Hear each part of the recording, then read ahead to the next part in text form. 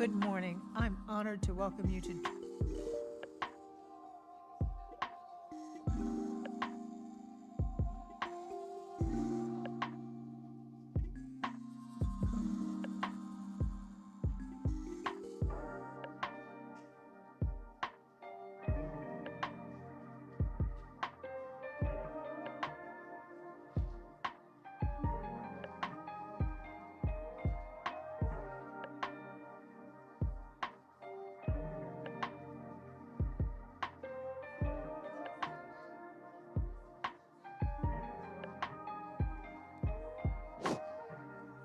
Greetings, greetings, good morning, everyone. Greetings. How's everybody doing this morning? Good, good, good. Morning, everyone. How are you? Thank you for coming. It's really hot outside here this morning. We know that you came up in here in this heat, and we really appreciate that. So thank you all for coming out. I'm gonna go ahead and get started really quickly. We started a little late, but you're here, and that's what matters the most. One of the things that's important is that you decided to come here because you felt that this was an important issue. By virtue of that, you're here, and we're going to go ahead and make sure we explore this in a way that there's some real outcomes following this conversation. So my name is Andre Ward, and I serve as the Executive Director for the Institute for Justice and Opportunity here at John Jay College. On behalf of the Institute and our partners, thank you for taking the time to join us for today's Federally Impacted Summit. John Jay College has long served as a place where complex issues related to justice and public safety can be examined thoughtfully and openly. The purpose of gatherings like this is education. Our role as an academic institution is to create space for learning, research, and informed discussion about issues that affect communities across the country. Today, we are bringing together scholars, practitioners, advocates, and individuals with lived experience to examine the realities facing people returning home from the federal system or from federal incarceration. And as we approach the 30th year mark of the Mandatory Victims Restitution Act, there's growing national attention on how restitution policies shape the lives of individuals and families long after someone has completed their sentence. I want to be clear that today's event is not about legislation or endorsing legislation, lobbying, or advancing any political position. Nor is it about pointing fingers at any political party or the representatives of those parties. Our goal is to educate, to raise awareness, and encourage thoughtful conversation across perspectives. Issues like these affect people in many different communities and across many different viewpoints. And it's important that they can be discussed in a space that's grounded in learning, understanding, and open dialogue. What makes today especially meaningful is the range of voices that are in the room. We will hear from people with lived experiences, researchers studying these issues, practitioners working directly with impacted individuals, as well as leaders who are helping the country better understand the challenges surrounding federal restitution. At the Institute for Justice and Opportunity, we believe in education, and we believe it is one of the most powerful tools that we have. When people understand the realities of the systems that shape lived lives and communities, it creates the foundation for more meaningful and thoughtful conversations and more formal and informed discussions. So thank you all for being here this morning, and thank you for contributing to a conversation that's grounded in learning, awareness, and shared understanding. Before we begin our program, we are honored to hear from the president of John Jay College, President Carol Mason. President Mason has a strong belief and has been a strong advocate for expanding opportunity through education and for strengthening the role that higher education can play in addressing complex issues related to justice, fairness, and public safety. Under her leadership, John Jay College continues to serve as a place where research, where dialogue, and learning help inform the national conversation on justice. Although she's unable to be with us today, she wanted to share a few words to welcome everyone to John Jay College and to recognize the importance of these conversations like the ones that we're having today. Please join me in welcoming President Carol Mason. Good morning. I'm honored to welcome you to John Jay College of Criminal Justice for the Federally Impacted Summit. I'm sorry I can't be with you in person, but I am so grateful for the opportunity to join you this way. I want to thank our partner for this event, Life Unbolted, led by Tanya Pierce and the Institute for Justice and Opportunity at John Jay College for bringing together such a powerful group of leaders, advocates, policymakers, and directly impacted individuals. Your presence reflects a shared commitment to advancing justice and expanding opportunity. This moment is especially significant as we approach the 30-year anniversary of the Mandatory Victims Restitution Act. While this legislation was created with important intentions, we must also confront its long-term impact. For many individuals returning home from federal incarceration, restitution and financial penalties can create real and lasting barriers to employment, housing stability, and family reunification. At John Jay, we believe that meaningful public safety is rooted in opportunity and second chances, especially for those who may not have had a fair first chance. This means listening to people with lived experience, grounding policy based on this understanding, and working collaboratively across sectors to build solutions that truly support reentry. Today's discussion, from federal policy reform to the lived realities of reentry, are critical. They challenge us not only to reflect, but to act, to identify what must change, strengthen partnerships, and advance policies that promote dignity and stability and success for all people returning home. I encourage each of you to engage fully, share your insights, and think boldly about what is possible when we center both justice and humanity in our work. Thank you for being part of this important conversation.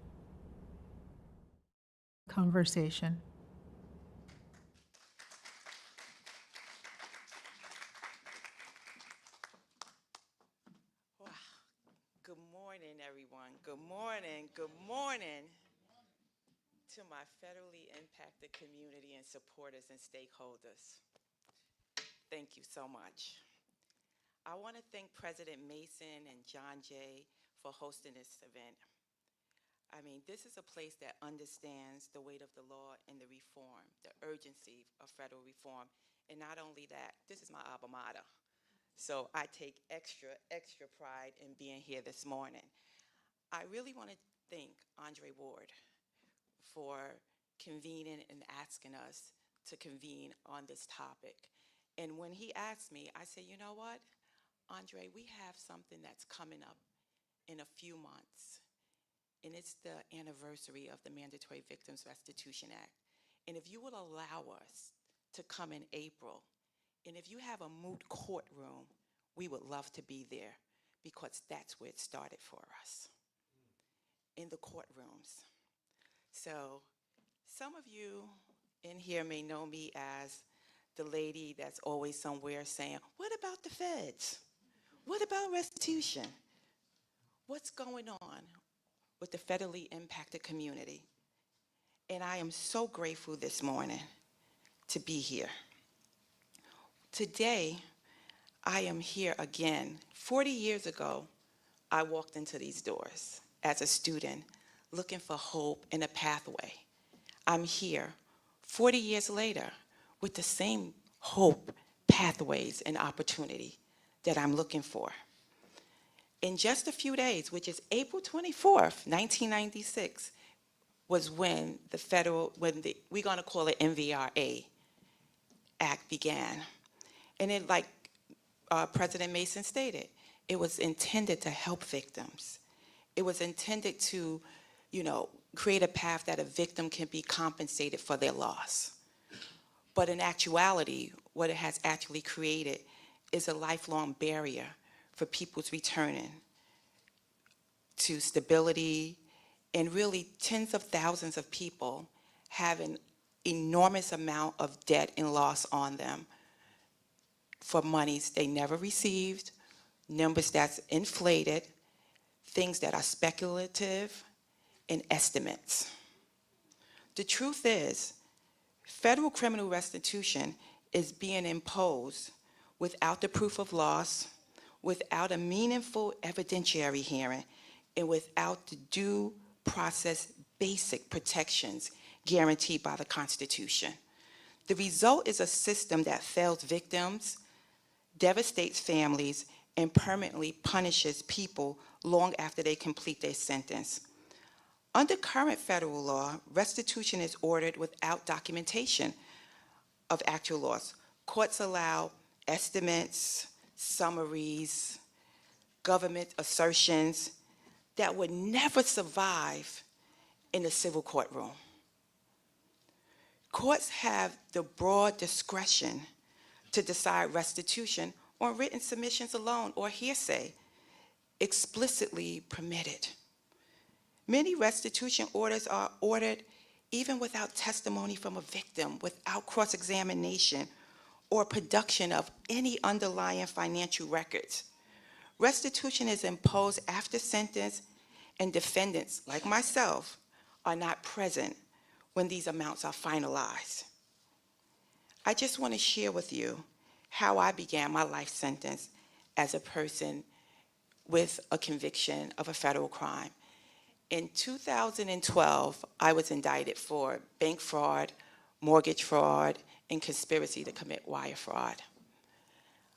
After 1, 2, 3 superseding indictments, by the time I got to my third superseding indictment, I see grand jury minutes where it says that, was this loan paid?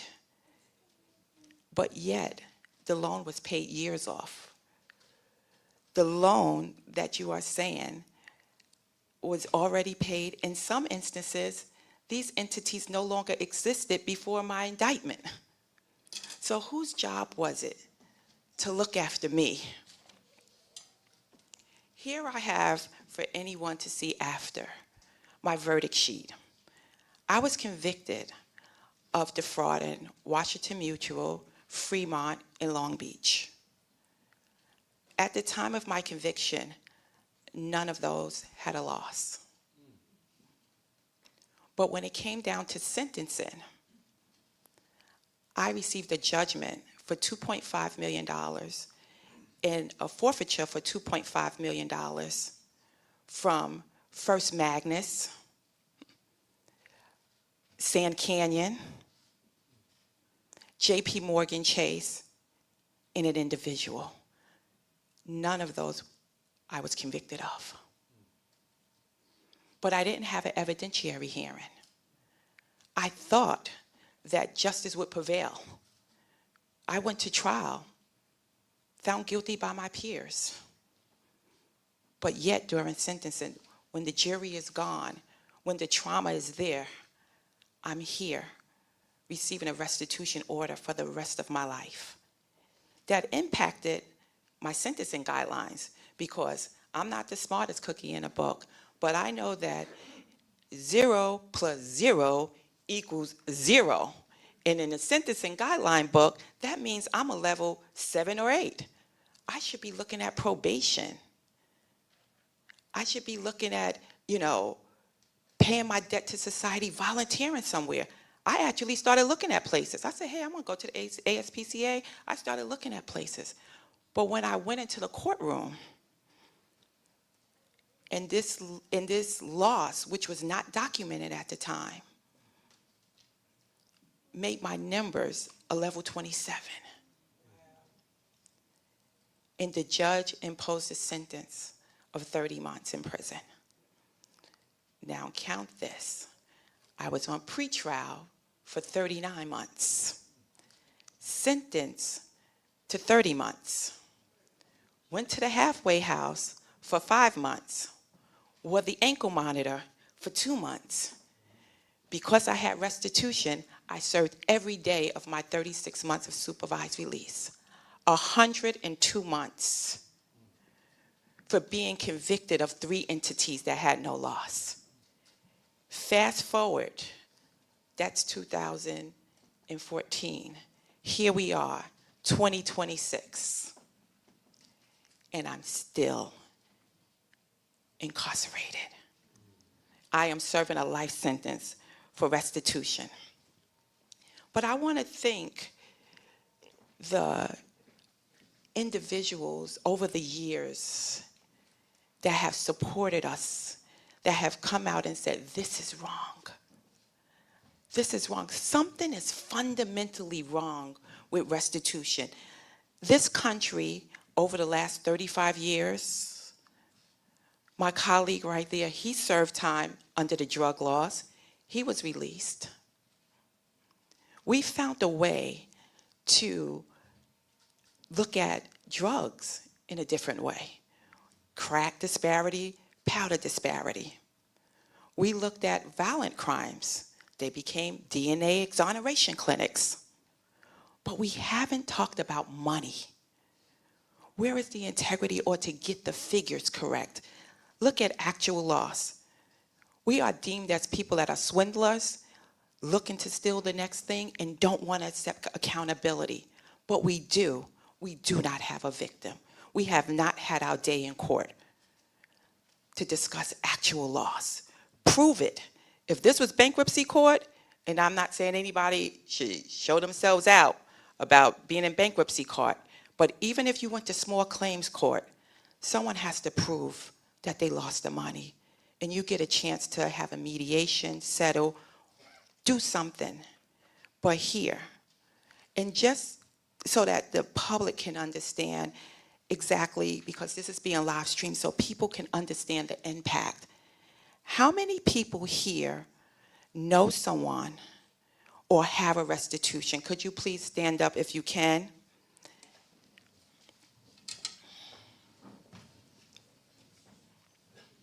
Okay, have a seat.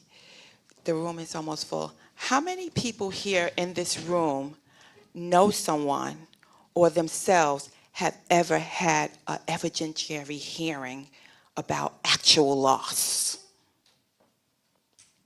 One person. Is that justice? We have a constitutional right of due process in this country, the 8th Amendment, excessive fines and fees.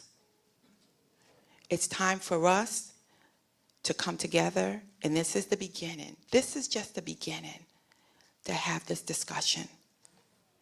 But in the meantime, since I've been able to travel throughout the country over the last 4 or 5 years, I've met some incredible people. I've met some incredible fighters.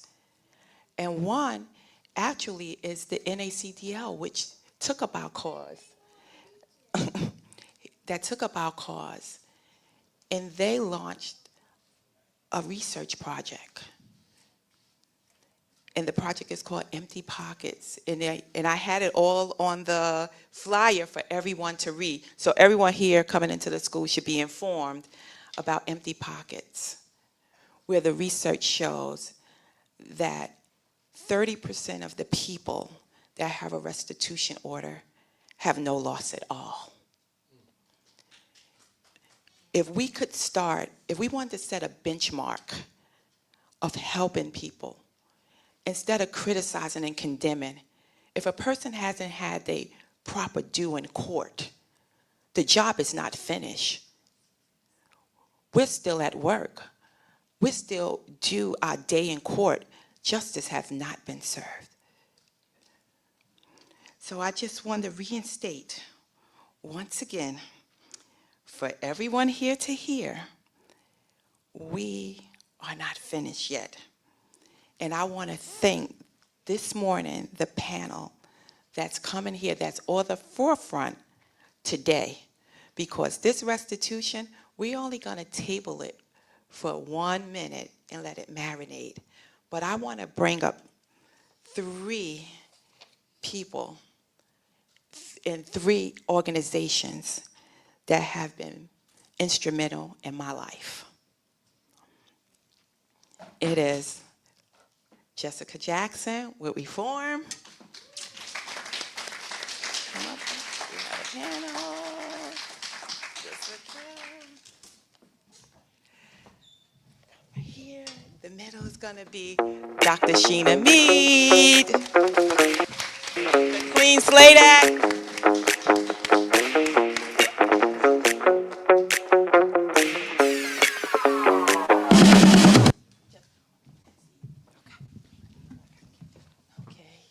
I want you to think about all the second chances that you've received. I know for me, I had 4 kids at the time. Cut it. Uh, and Jeff Grant from the White Collar Support Group. And unfortunately, Dr. Topeka K. Sam cannot be with us. She is not feeling well this morning, and I want to own that I told her not to come. She wanted to be here. I said, health first. I know that you will ride or die for us, but your health is our wealth, and we can't survive without you. So if you want to beat anyone up, beat up me. But you know you're in my school. So let's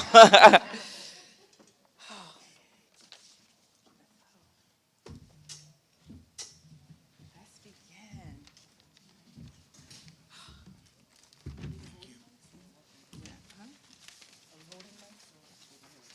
We can hold on. I don't know how they go. I think we can hold them past it.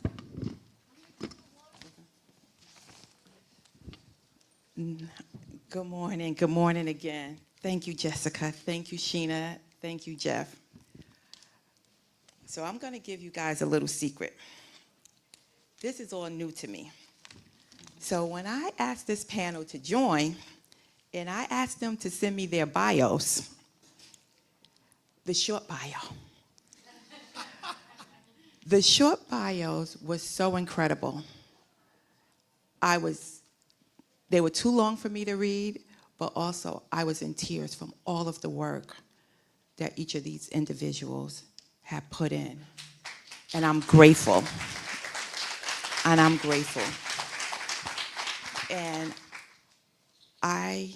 last week, and I'm going to start with Ms. Jackson, Jessica Jackson. Last week, I had the opportunity to go to Reform's new, beautiful office, and there was an individual that worked there that I remembered a few years ago that was returning from Rikers, and I got a call saying, you know, we have this person, he's looking, he's looking for an opportunity. He's looking. And I made a call to Columbia.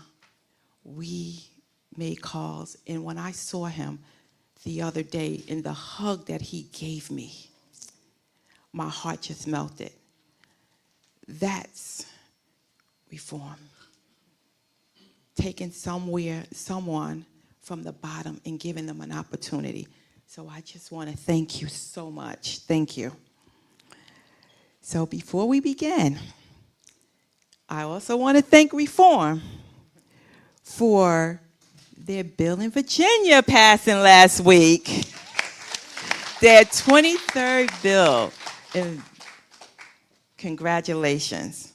So, are we ready for Jessica Jackson to roll the videotape for all of us to have her introduction? Because I can't do her justice.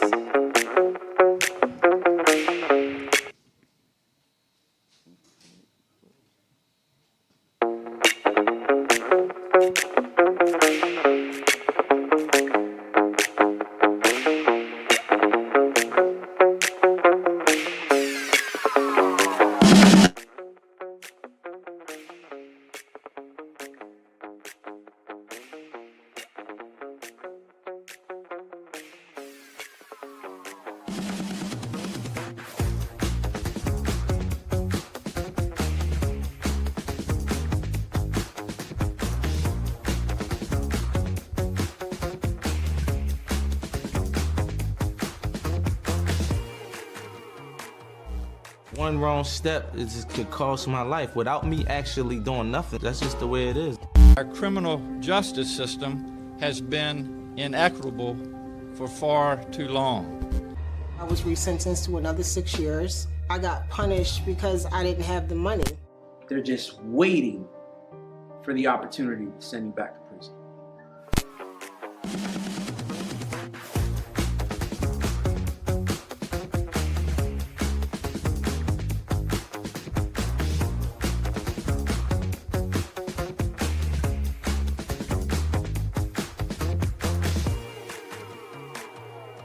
am so grateful for me being able to be off of supervision. It was just such a relief off of my shoulders to be able to, just travel, to be able to, just feel free.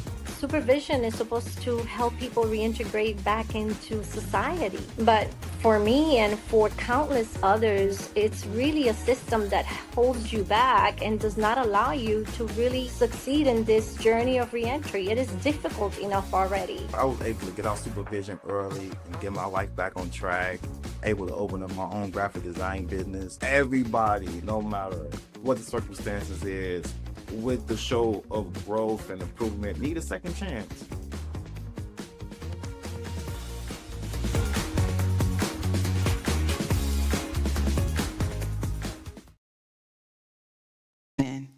Jessica Jackson.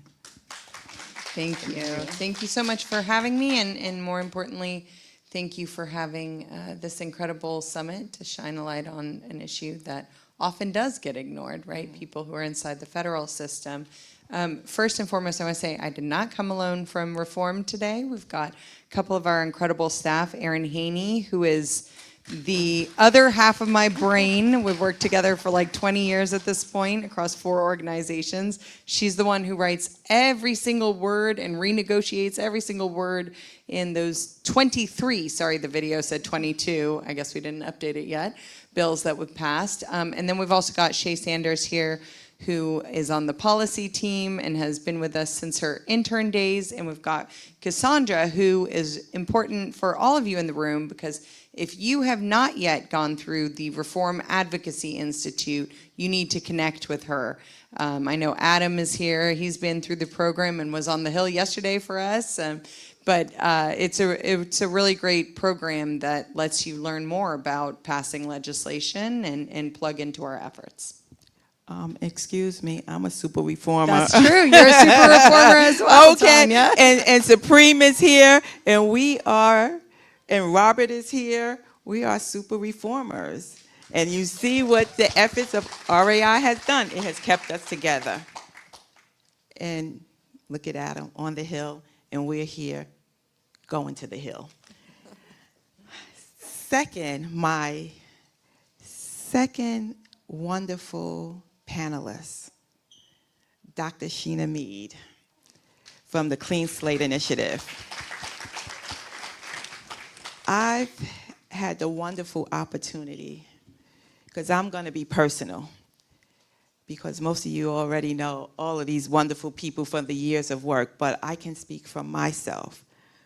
I met Sheena a couple of years ago at the convening, and when I shared with Sheena that I had just recently got accepted to law school and I didn't know, I was afraid. I was leaving in a month. She grabbed me, took me to her husband, stopped what she was doing, and said, we need to talk to her. And I'm so grateful for inspiring me to take on the challenge, because I'm going for purpose, but I'm also human, and I have fears, and I had trepidations.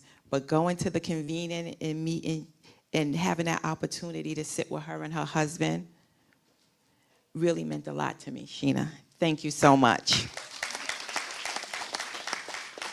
Once again, one of those bios that was short, that were too long for me to read, but so impactful that I believe that this video here will show the work. Thank you.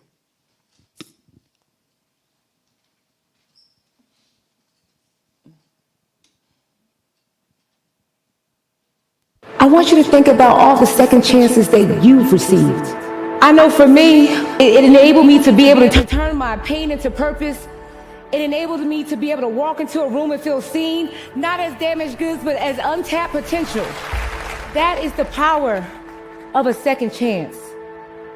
That is the power of a clean slate.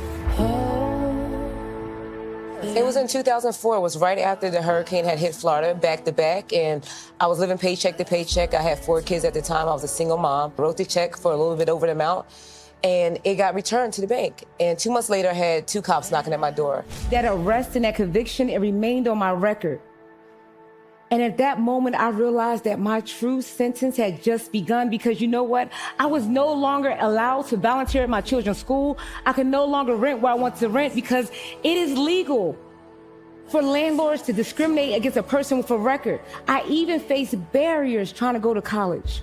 And I just want to kind of tell you, like, those things did not hold me back. Those denials did not determine my destiny. Because I am the proud CEO of the Clean Slate Initiative, we're on a pathway to make automatic record clearance a reality. That's millions of people who no longer have to walk around with stigma and shame attached to their name. Clean Slate confronts injustice head on, affirming a simple truth: real safety and opportunity come from dignity, inclusion, and second chances. Yesterday, and I brought this pen with me, the governor has signed the bill, and with a stroke of a pen, we saw 2.3 million people lives change.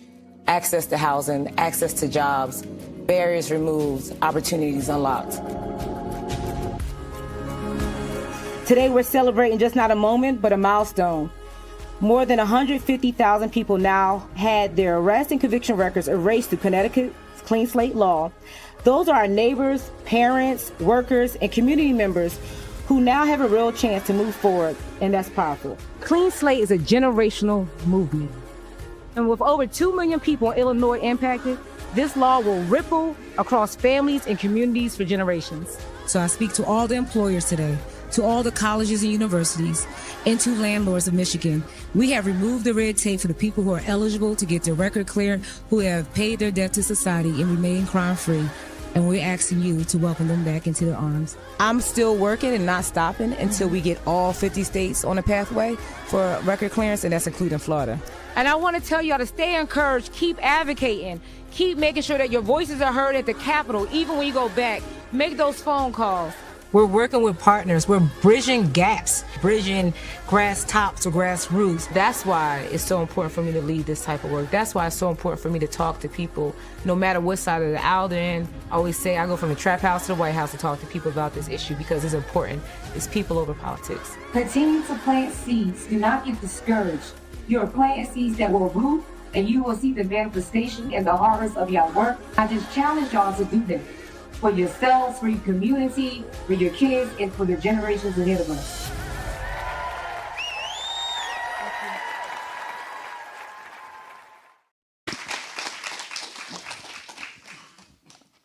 Sheena, talk about the bill that passed, that while we were at dinner the other night, another state, and share. Well, first of all, I want to say welcome, everybody. Happy Second Chance Month.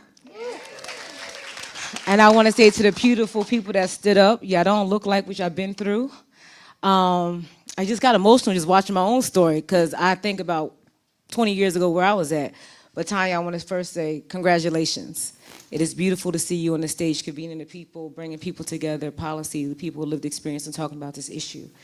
As y'all saw, I'm Sheena from the Clean Slate Initiative, and I lead the Clean Slate Initiative that we focus on automatic record clearance across the country. We're a bipartisan organization, and we've been able to pass legislation. I came prepared to say 13 states, but what happened 2 days ago is 14 states has passed Clean Slate and DC, and we have now put 18 million people on a pathway to a second chance. And the work that we're doing, we're not going to stop until we get half the country passing Clean Slate, and that is our goal for the next few years. But I'll get into it more, talking about the work that we're doing also on the federal level. And I want to also shout out, since Jessica done started, my team that's here. So y'all just wave your hand. So if people want to talk to y'all, because I'm only one person, but I will redirect you to people that you can talk to. And also a special shout out also to Jessica Yance, who's in the audience, Jessica, raise your hand, don't be shy. Raise your hand, Jessica, who, when I got into really living in my purpose, Jessica really brought that federal work to my attention because of her lived experience, and really showed me that you can live in your purpose. She also went to law school and attained her law degree. And so, you know, I think it's a beautiful testament being in this room that we're not defined by a record. We're defined by our purpose. And so we'll get into it. Thank you again for having me. Thank you.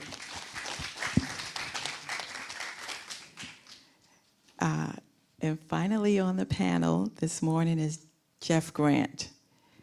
Jeff has been a friend, a mentor, a thought partner for the last 7 years. And I thank you so much, the White Collar Support Group.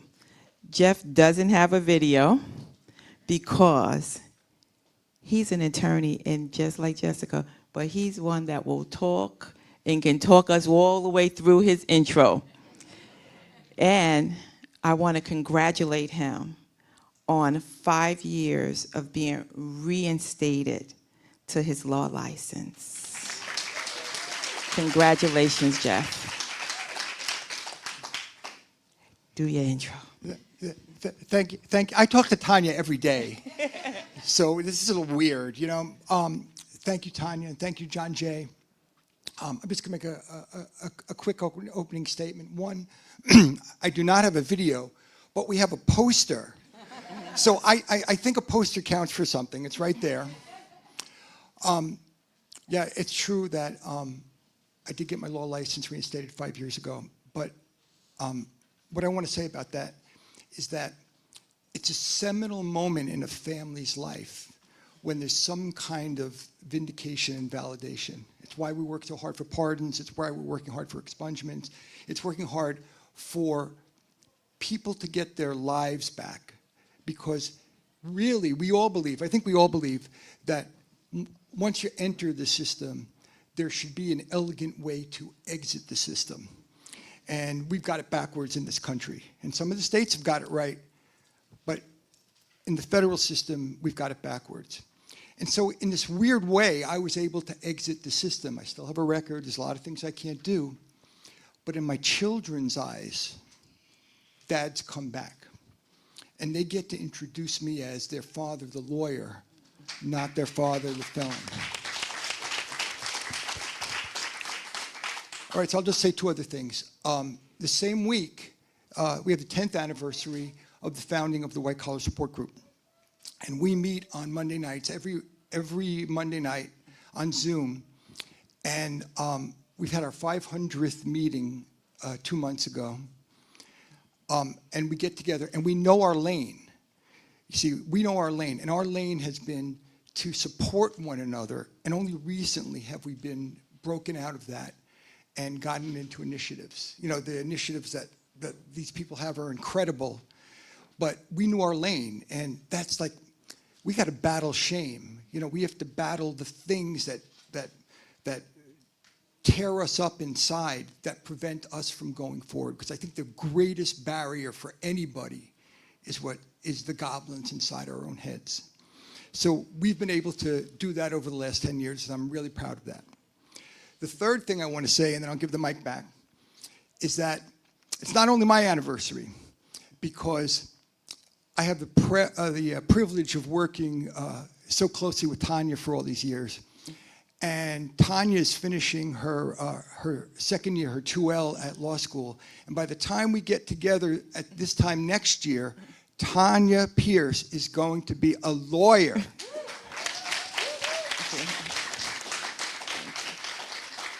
And of course, I'm shameless enough to take credit for that. All right, so at any rate, thank you, Tanya. Thank you, everybody. I'm looking forward to the rest of the day. Thank you, thank you. And as you know, we said Dr. Topeka Sam was the other panelist, but this morning she's not feeling well. And I believe we have a video from her and we have remarks. Do you have? Okay, let me get this microphone.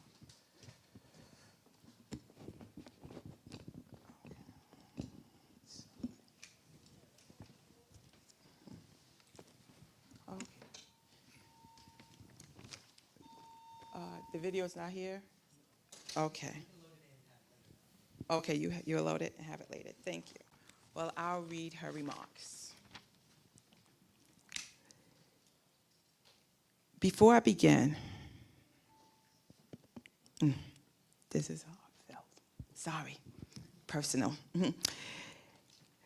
Before I begin, Dr. Topeka K. Sam asked me to share that there are very few rooms she would ever miss, especially one focused on justice, freedom, and people returning home. Unfortunately, she is recovering from an acute upper respiratory infection and could not risk exposing anyone here today. She asked me to extend her sincere apologies to her esteemed panelists, Dr. Sheena Mead, Jessica Jackson, and Jeff Grant for her absence. But she wanted her voice and her commitment to this work to still be present in the room. As the founder of the Ladies of Hope Ministry, Dr. Sam has spent the past decade working with women and families returning home from incarceration, helping them to rebuild their lives through housing, economic mobility, leadership development, and healing.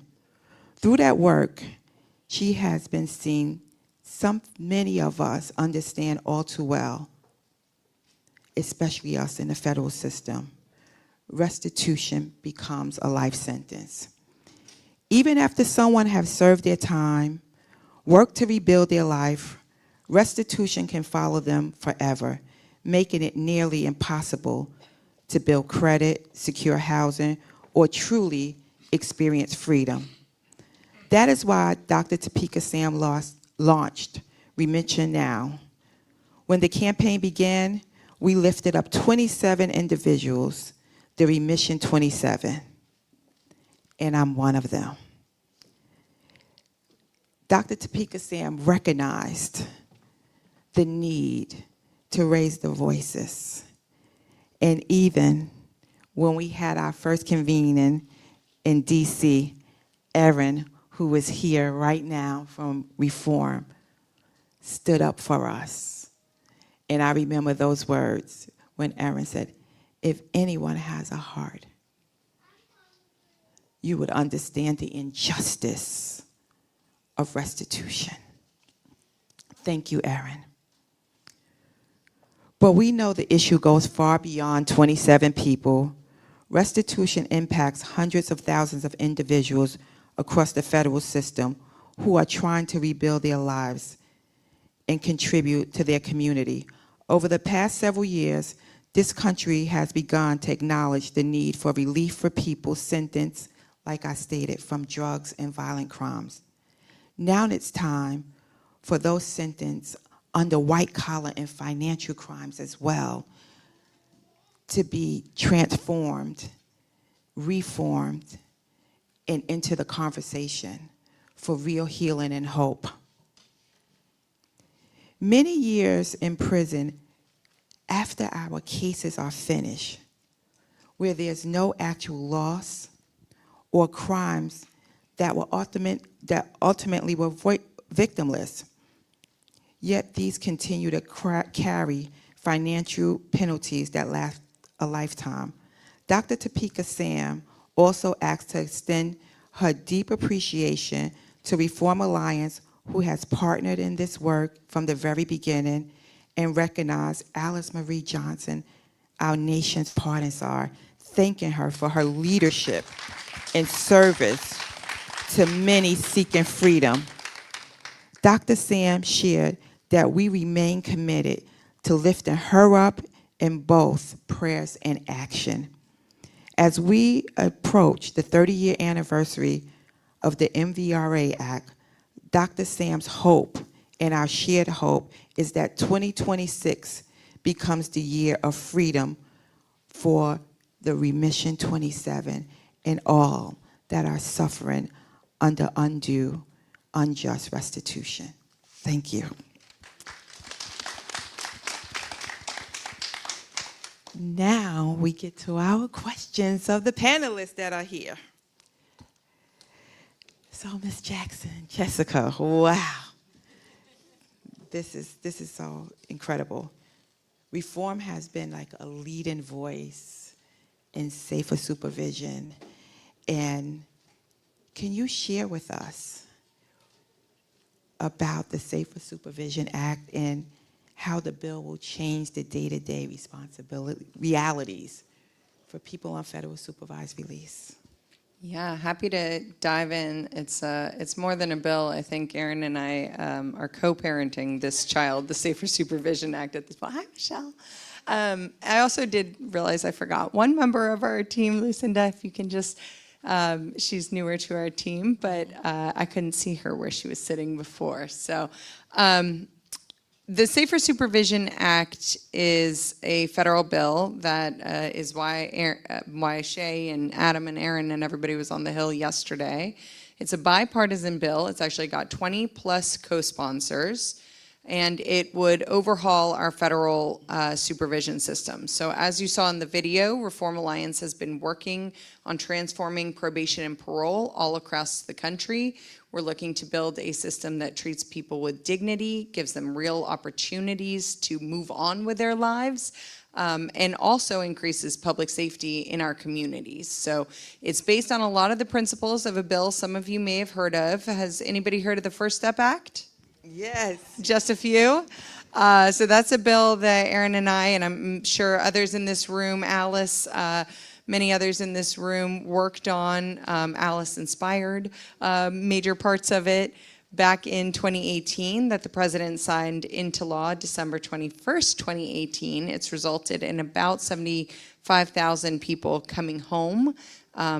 It is now being... Yeah. Yes. It is now being really fully implemented. There were large parts of it that had not yet been implemented when the president took office. And, you know, there's always so much going on. It's hard to keep track of everything going on. But when the president came on, you know, he appointed Director Bill Marshall and Deputy Director Josh Smith, and he told them, get that bill implemented. I remember I passed it, signed it, get that bill implemented, and they have just been doing an incredible job focusing on that. Brought in a guy by the name of Rick Stover, whose primary work is focusing on that, making sure that those credits are being calculated. So if you're taking a class, you're actually getting credit for it, which means you're coming home sooner, making sure that we have a proper pathway of people moving out of the halfway houses and being able to go home. Or maybe if you have a family who loves you and supports you and has room for you, and you also have, you know, an opportunity to work, maybe you could just skip that halfway house and go straight home, where you're going to be more likely to get on your feet, right? So they're doing incredible work, and I see Alice is sitting here in the front row. Alice, I don't even think you understand how much you have inspired, not just with this president, but with all of us in the movement. And we're grateful for all the work you're doing every single day to try and fight for people's freedom and succeed, right? She's had an incredible success. So the First Step Act, some of the best parts of it, beyond the compassionate release, which I think was like the best kept secret when we were working on that bill, the best parts of it are around the incentives and giving people inside hope, right? For far too long, folks didn't have any hope when they were inside.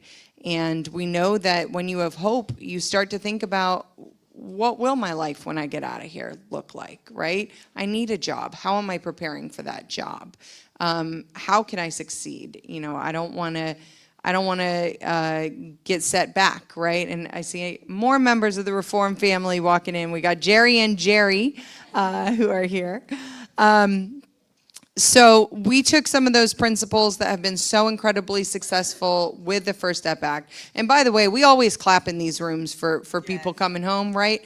There is something else that we should be clapping for, and that is when we started working on the First Step Act, recidivism, right? People ending up kind of cycling in and out and going back in the federal system was at 46%. Because of the First Step Act, it has now dropped to 9.5%. Right? And so when we started looking at that 9.5%, because I don't know about you guys, I grew up with a mom that, like, if I came home with 96% of my tests, she's like, well, what happened to the other 4%, right? So I'm like, 9%? What's going on? Erin went and looked at it and came back and said, well, about 5% of it is technical violations, right? These aren't people committing new crimes. These are folks like Jerry, who almost got one for, and his stories on our website, almost got one for taking his trash out, right? Ankle monitor went off. He took his trash out, not even outside, just to the hallway trash compactor. We had Judith Negron on here, who almost went back to prison because Alice Marie Johnson took her to visit the White House, right? And she was there with other people with known criminal records. You've got all sorts of stories, people whose supervision officers are saying, no, you can't travel, even though your child needs you or your mother is passing away. We had one guy who shared his story, and he told it one time he never, he couldn't tell it again because it was too hard. There's so much trauma here, but he had put in for a request to go visit his mother because she was in the hospital. By the time that the probation officer got around to approving it, he was going to her funeral, right? So this system is not set up to treat people with dignity. That's why we brought the Safer Supervision Act. If you guys have not already signed up to, I guess I'll keep the C3 language, provide educational information about it to people you know. You should do so on our website and share the stories, but it is going to be a very powerful bill that will impact about 120,000 people in our federal system. Yes, yes. That's what success looks like. But can we want to roll back for a second? They have Topeka's video. And we have a special guest on her video as well, which you guys will see. I'm Dr. Topeka K. Sam, founder and CEO of the Ladies of Hope Ministries. This year, the Loma is celebrating 6 years of success, impacting over 5,000 women and girls globally. So we are so excited. We've expanded to 5 cities where we have hubs. We also have housing programs in 3 cities, expanding that to 5 by the end of the year. So we are just beginning and super excited for all of you to continue to support the work of the Ladies of Hope Ministry so we can continue to support and free our women and girls. We have 25 women who actually have traveled to D.C. to start this campaign. Excessive fees, fines, restitution orders, and loss of professional licenses can make meaningful reintegration nearly impossible. I'm literally living each and every day with 1 foot in prison and 1 foot out of prison. Restitution has dramatically affected my life in many negative ways. My family has been totally destroyed. Purchasing a home for me was a wrap. I don't have a return anymore. You're paying forever. Without remission, I'm the living dead. We can overcome these things with policy, and we just have to model that. We need your help because the system does not work. There has to be justice. Restitution is really a life sentence. This is a life sentence. Anybody who realizes what injustice this is has to be moved to action. Remission now. Anybody who realizes what injustice this is has to be moved to action. Remission now.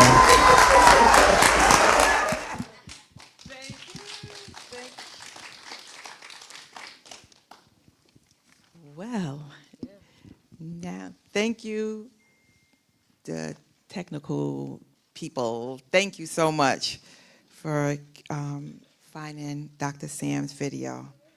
It's really heartfelt. Thank you. I'm gonna let her know that it would have been too much energy with me, Jessica, and her on the stage. Like, Yeah. It would have been a Beyonce moment. The lights would have went out. So somebody had to like stay. Yeah. Well, we love our sister Topeka. Yes. And thank you, Erin, for the video. Being in the video. Sheena. Yes. Tell us about Clean Slate in the federal initiatives that you're working on. Yeah. And all the wonderful things that you're doing in this space. Yeah. Well, Thank you. Yeah. Thank you. Let me first, just to like lay the groundwork and the foundation, talk about the work that we're doing across the country, because it leads into why we're doing stuff on the federal level. So I think I'm preaching to the family and the choir, but just in case there's some folks who don't understand, across the country, there's 1 in 3 people that have an arrest or a record, 70 to 100 million people, who are held back from getting opportunities, from housing, education, employment. And the crazy thing is just about in all 50 states, there are already laws that say once you remain crime-free for a certain amount of time, you are eligible to get your record sealed. Y'all know that, right? But then when it's time to go do it, it's crazy. It's cumbersome. It's paperwork, bureaucratic, a lot of red tape. Hell, you don't even know where to go. You don't know where to start. In Louisiana, it costs $500 per offense to apply. In some states, you only allowed to, like, you got to wait maybe 10 to 15 years before you're even eligible to start to get it, even go through the paperwork. So essentially what Clean Slate we've been able to do, God bless you, is been able to automate the process, removing the burden from the person back on the government who said you're eligible, shortening waiting times, expanding who's eligible, and just making them do what they're supposed to do. And so we've been able to get 13 states to 14. I got it. Y'all, it's new, y'all. It's 14. 14 states to pass Clean Slate policies. But we have 12 states that are in D.C., 12 states that are actually in implementation. Excited about being here in New York because next year, anybody live here in New York? Anybody need a clean slate? Keep your hand raised. Okay. You may be eligible. Over 2.3 million people will get their records automatically cleared next year. Automatically. Meaning you don't have to initiate anything. You don't got to go online. You don't got to find paperwork. You will wake up. And I want to give the stories from also the field. Like, let me tell, like, we already know the barriers. I think we all know that. So I'm not going to talk. I'm going to talk to you about success. So we just, in Michigan, it was on the video, April 2023, Michigan went into effect, implementation. I'm at the press conference, and I spoke and told my story. I met a sister named Elvina who told her story. She said for 18 years, she wasn't able to even volunteer in the lunchroom for her child. She could not get the job in finances when her offense was even financially related. And she said for 18 years, I wasn't able just to live free. And that day, her record got cleared, and so she sent me a follow-up email, and I was like, well, sis, congratulations. She sent me an email with a balloon, and I tried to open it up. I couldn't even see what it was. I was like, what kind of message is this? So I waited till I got to my computer. It was a screenshot of the state website with her name with nothing on it. And she said, nothing has never meant so much. And so then last year, like the next year, I get a balloon on 4/11, and she goes, Happy Clean Slate Day. And just last week, she sent it again, and we could get so caught up. So I just want to speak to the advocates and the folks in the room, the policymakers and all. We could get so caught up in the day-to-day, the numbers, our goals, our stats, philanthropy. But this is real, like, she celebrates this like her birthday. It's a reminder to me when my cup is not full that is actually impacting people's lives. Every year she's saying, happy 4/11, happy. And so I give you that story. And I will say that Elvina now is working at a university in Michigan, has got a promotion. She's been thriving. She continued to tell her story. And then, going so as we're building momentum across the country and people are excited, I'm always hearing from people who have federal offenses. Tanya, you was one of them. Tanya stood up. We was doing a town hall at the conference. What about the people with the federals? I said, girl, we got something for you too. And we do. We've been getting bipartisan support on the federal level because there's not a mechanism to automatically get your record sealed on the federal level. So we've been able to have bipartisan support. It's called the Clean Slate Act. I also want to let Reform know we have signed on and endorsed Reforms Act, and I'm looking for Jessica for you to come back and endorse Clean Slate Act, sis. But we're supporting all the work that's happening on the federal level. It takes all of us, and it takes us talking to different people across the aisle, like all across the aisle. But folks can't wait. It's a lot of backlog on the federal level. People can't wait. And just speaking to the point of waiting, 2 months ago, I was in Connecticut where the governor, we were celebrating the erasure of 150,000 people records getting cleared. And it was a lady named Miss Smith who talked about she was trying to get a pardon for months from the governor, for years from the governor. She came, and she said, one of the advocates says, just wait, Clean Slate is on the way. And she said, I heard them, but nobody knows the weight of having to wait. And I just say that to you to remind y'all, like, there are people still waiting to be free, waiting to engage with get a job opportunity, or just with their children. It is very real where people are not engaging with their children's education.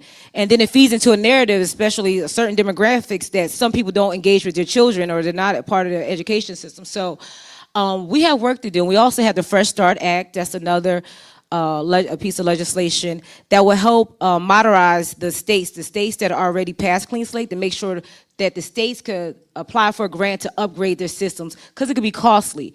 We do have some states still chiseling on a stone tablet in the back with Miss Mary going to the file room to bring out records. We need to make sure in this day and age where everything is technology and computers that those states have the funds. So that's the work that we're doing. We was able to do advocacy days, like kind of like reform, bringing people a lived experience, because it's important for people to hear lived experience. And I just want to say, do never discredit the power of storytelling. You know, we have walked in many rooms on the Hill, and just telling a story and telling your lived experience will take a member of Congress actually back. It's been so many times when someone be like, you know what? Me and my buddy back in the day actually got arrested. But maybe they lived in a different zip code and their daddy was a lawyer, so was able to get out. But it's, you know, bringing people into proximity. So that's the work that we're doing on a national level. We're hoping that we could continue to build momentum, bring in more partners, having folks endorse, talk to your leaders, talk to the administration, and make sure that people call your members of Congress and Senate. This work is important, and we can't get lost in the noise of today. Thank you, thank you.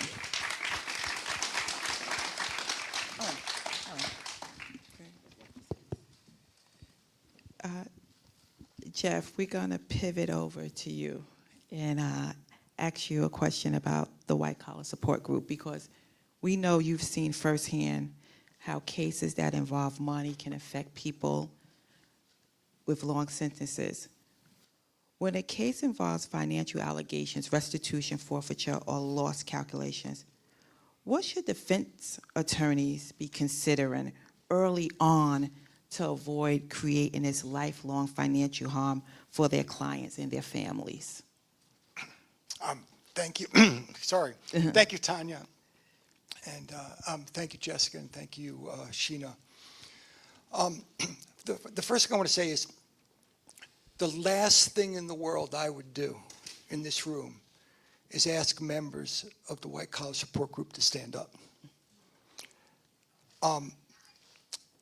Because our goal is to be anonymous. Our goal is to be forgotten. We don't need any of this going on for the rest of our lives. What we need is to get back to work, to get back into society, to assimilate, and to get some assemblage of the lives that we used to have back.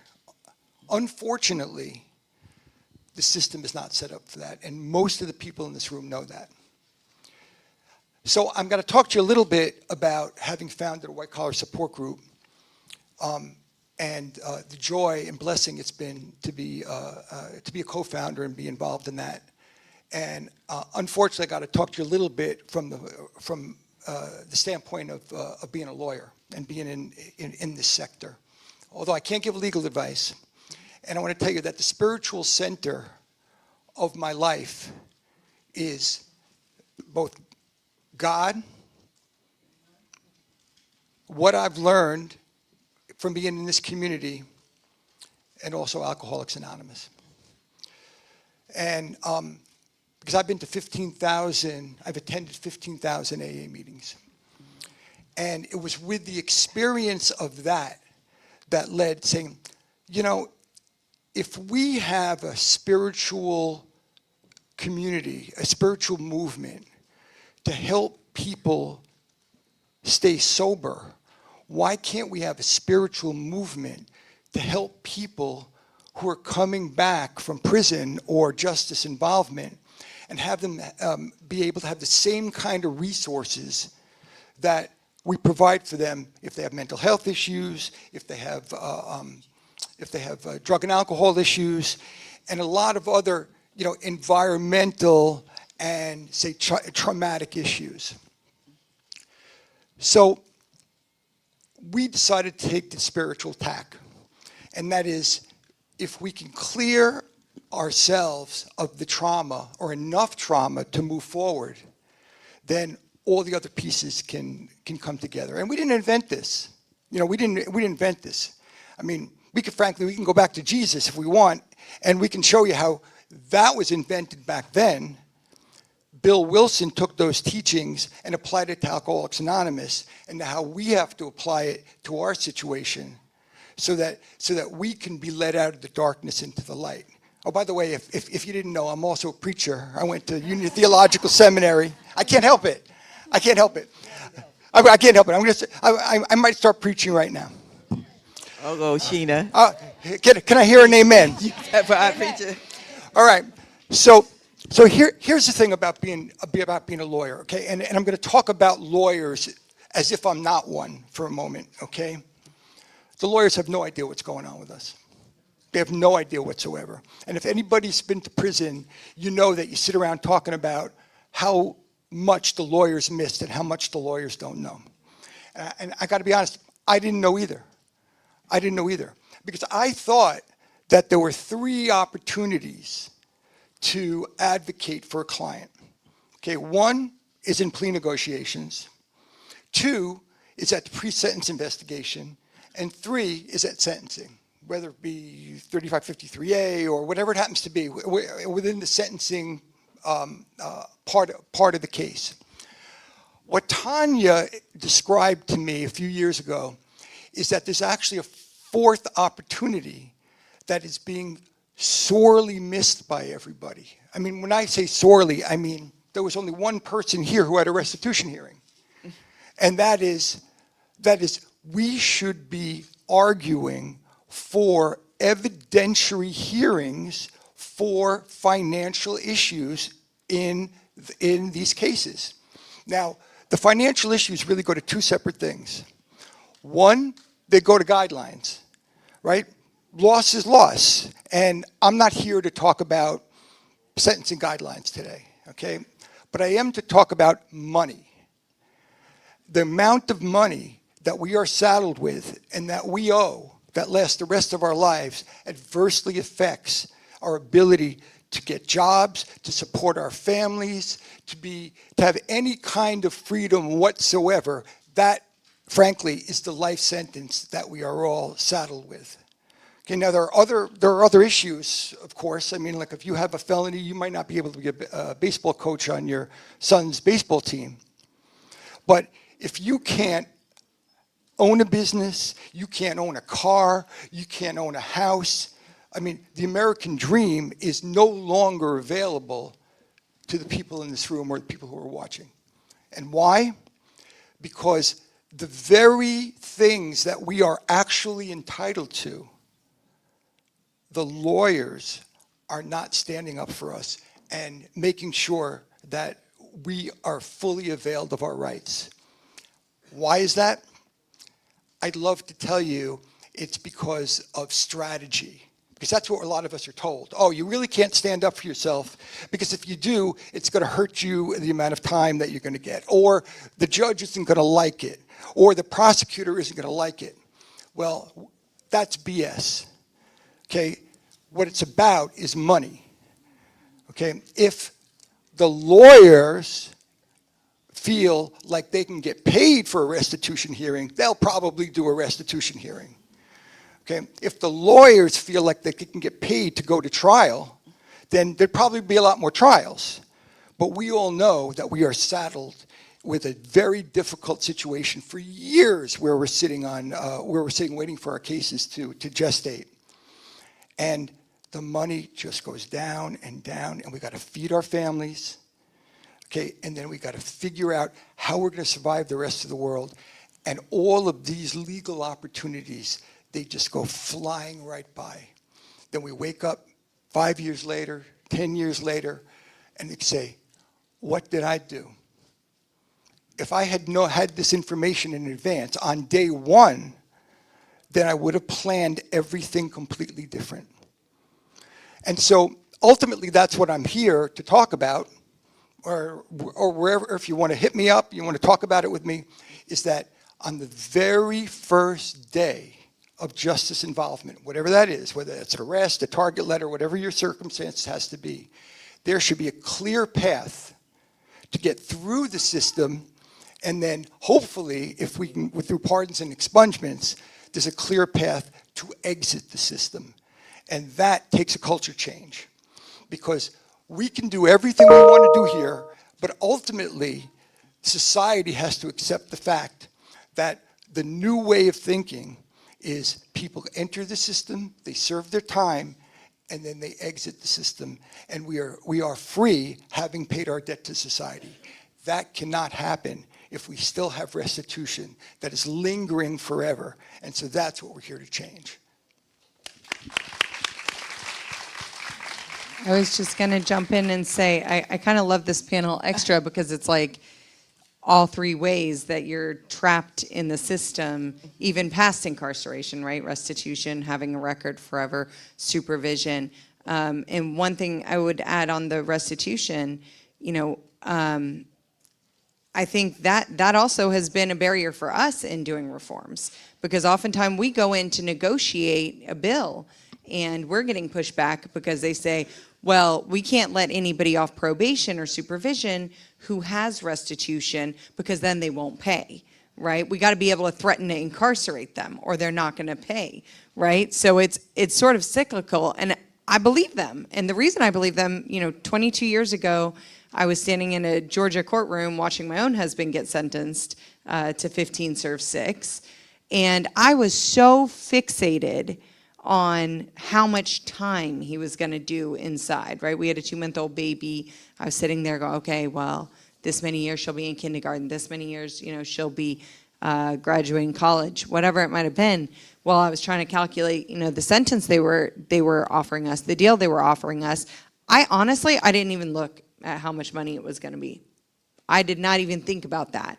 And, you know, had I thought about that, or had I known how it actually equals freedom, I would have realized that that amount of money was directly tied to how long he was going to be on supervision.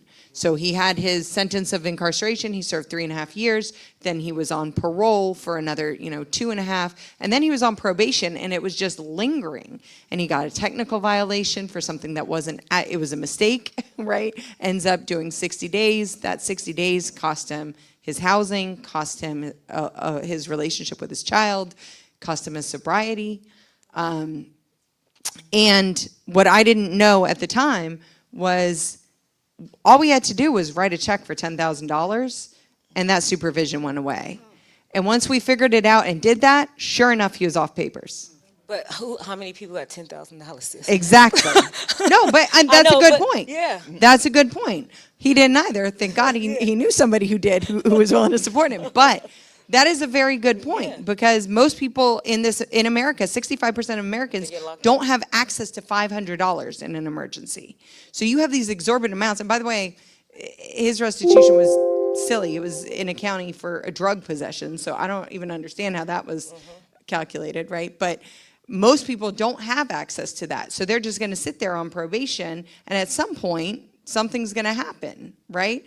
They're going to leave the jurisdiction. They're going to forget to ask for travel. They're going to, whatever it might be, violate curfew, and they're going to end up back inside, and the whole cycle starts again. Yeah. I just want to add, even in Florida, we had a historic campaign restoring voting rights to 1.4 million people, and, being able to be a part of democracy is really important, right? You get to vote on the policies, you get to vote people in, vote people out. And right now, if you owe restitution, now fines and fees, the organization down there found a way how to pay fines and fees and waive that. But if you owe restitution, now I believe in, people want to make victims whole. And I don't think we all disagree with that. But when you have corporations, as Tanya was saying, who is supposedly the victim, or you can't even trace the restitution, there's an issue. And so people are getting locked in. When you talked about the 10,000, it made me think of my nephew, who recently got out, and he's in, matter of fact, he need to call reform, because he's on probation, and his probation is like 11 years. And I told Kareem, and he's on confinement, so he don't even know what he got. He's like, they just let me out, Auntie. I don't know, I'm in the house. He was like, and so I'm looking up the website. I was like, wait, so you had restitution, you have fees, you can't leave the house. He goes, I don't know if I'm allowed to get a job because I haven't heard from, like, it's just people are just really, when we say locked in, we really mean people are locked in the system. And by the grace of God, he can stay at my sister's house. But there's so many people who are subject to technical violations. It brings on emotional distress. We don't even talk about the mental health impact on people who are dealing with these things, how it trickles down to their families. And I do think that it's important, and I'm just going to call out for all of my folks who are, especially in the advocacy space, how we need to come together to work smarter, to run faster, to make sure that we're overlapping our work, our research, our policies, our efforts, so we can move relief to people faster in a more strategic way. Thank you. Can I comment about that? Yes. Thank you both. Obviously, I spend a lot of time with people who have been prosecuted or convicted of white-collar crimes. And the sentencing guidelines are based upon the amount of loss. So the losses in some of these cases are not based upon actual loss. They're based upon intended loss. So as what happened with Tanya, the amount of loss that's actually assigned to that case could have absolutely nothing to do with the actual loss that that people suffered and the amount of money that should be collected to pay victims. In fact, there might not be victims. So I just want to say two things about that. The first is people do not understand what restitution is. Okay, and I'm not going to give you a whole lecture right now on restitution. I'm not. I put it up right here. I'm not going to do the that. definition. I'm not going to do that. I'm going to let Tanya do that, or I'm going to let Alice Marie Johnson do that, but I'm not going to do that. But restitution is misunderstood, and it's mischaracterized in the halls of justice, and it's mischaracterized in the press. Okay, and the press sensationalizes restitution because it's a big number. It's really, really big, and headlines love that. We have one person in our white collar support group has $450 million of restitution. Okay? Now, I don't know if you have $100,000 of restitution or $2 million of restitution or $450 million restitution. Realistically, none of that restitution is getting repaid. Nobody has access to that kind of money. Okay? And even if you did, even if you're the few people who were super, super wealthy, you're not wealthy anymore. So where is that going to come? Where is that money going to come from? And the real answer is nobody expects it to be repaid because it can't be repaid. But what the press is going to do is they're going to pump that number up so high that somehow the American taxpayers are being denied hundreds of millions or billions of dollars in restitution. And that's why we shouldn't be giving rights to people to be able to exit the system through pardons, expungements, or otherwise for money that will never be repaid, never is expected to be repaid, and it's just a mythical number. So a lot more about this that we can't go into right now, but I do encourage you, if you have a story about it, please reach out. Can I just add, since y'all talking big numbers, let me just throw this stat out here, because Clean Slate, we just did some research, and this is our preliminary research findings. So this number just came out. People with an arrest or conviction record experience a combined $439 billion in annual lost income. That is what's costing our economy right now. I think it's $1.4 billion a day. So I just want to throw that number out there and put that in some perspective on top of all the things that we're talking about. And that individual didn't have an evidentiary hearing. So is it actual loss? Is it proven loss? But the media and the public, the court of public opinion that is winning the war because we're in the battle, will take it and run with it. Give that individual their day in court. Let the victim, I know if I'm owed $400 some million, I'm showing up to court. I'm showing up to court if somebody owe me $10. But, you know, here we are. We're talking about opportunities for parties. This country, we discuss mediation all the time. Meeting of the minds, settlement. Why are some of these cases so long in court? Did you settle? The judge said, did you settle? Did you meet with a mediator? Did you meet with an arbitrator? Hey, I'm learning arbitration in law school. But hey, but these are the things, these are the foundations.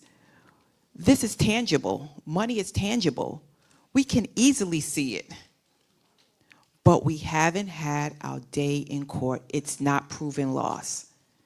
And having the media who exposes, they claim they expose, but they are actually destroying lives of thousands of people, thousands of families, thousands of children. I lived, because of my entanglement with the justice system, I lived off gift cards. How embarrassing of that is that, to return home from prison? Have your children in elementary school, everyone has a debit card, little something that their parent gives. Go ahead, y'all going on a school trip, I put $25 on this card, and that's what you have. I give my son a $25 gift card.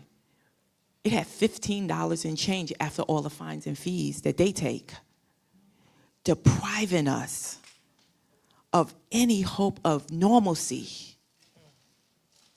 That's all we're asking for is fairness. Fairness and restitution. We're not asking for victims not to be compensated. We want actual loss. We just looking for our day in court. And I'm glad we're having this conversation. And they put up right here for everyone to look at the NACDL, the research that was done, and also the realities, the restitution definition in the Merriam Dictionary, also in the federal court, but also the restitution realities. I want you all to take a moment and read that as we move to the last question on the panel, which is, and this is so germane. Thank you guys so much for being here. Thank you, Jessica. Thank you, Sheena. Thank you, Jeff. Thank you, everyone here, because we want to have a time for a question in 1 or 2 sentences.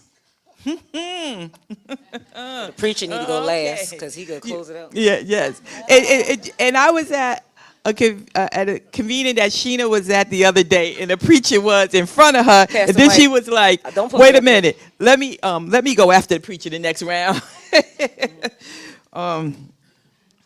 What is the most important message you want Congress, DOJ, stakeholders to hear right now, and how can members of the public join us in supporting and accelerating this work? Yeah, well, I would just say, I think it's simple. I think we got to make sure, go back to proximity, and it's people over politics. There's no political affiliation with our convictions and our arrests. And it doesn't matter who it is. We want to make sure that we could be free and liberated, and that when we do well, our economy do well. When we're good, we have better public safety.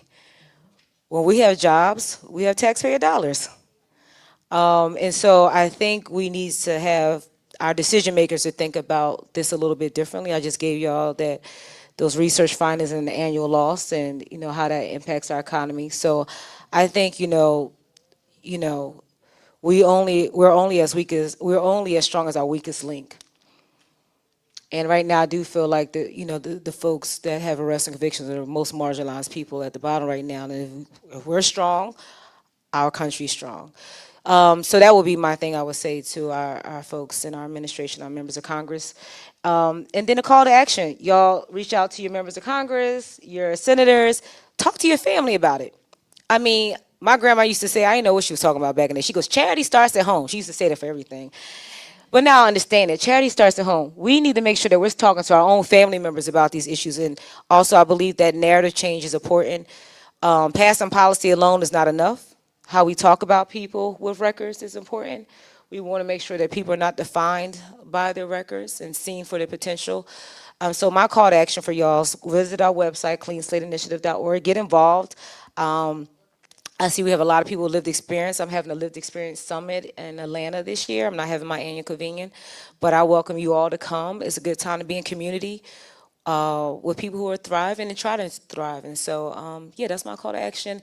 And sign on to the Clean Slate Act for partners and coalition people. And I'm happy to be help other folks too in their endeavors, because we won't get there without each other. And I'll go sign on.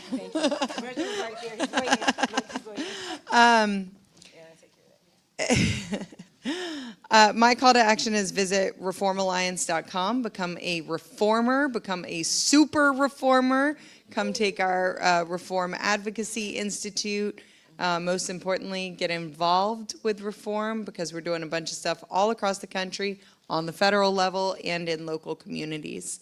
If I had like 2 seconds to say something that everybody in Congress was going to hear, I'd say stop being scared on this issue, right? Like, stop being scared. And the reason I say this, with midterms in a few months, so that's what they're thinking about, is there's a lot of rhetoric about being tough on crime, right? We need to be smart on crime. And what we know from years and decades of failed policies is that just locking people up and throwing away the key and making sure they're branded for life and stuck on supervision and paying bazillion dollars and trapped in the system is that actually doesn't work, right? That results in failure of the system. So I would say stop being scared, and then I would point them to the polling we just did with the president's own pollster, Tony Fabrizio, that 80% of Americans support Safer Supervision Act, and I'm sure Clean Slate Act has high numbers too. And the reason behind that is because, as Sheena said, 1/3 of America has a criminal record. That means 1/3 of your voters care about this issue off the bat, right? So stop being scared. Get out there and be smart on crime. All right, all right, here we go. For my 2.2 sentences, I could tell you that I'd like you to go to one of our websites here. You see, I have my poster.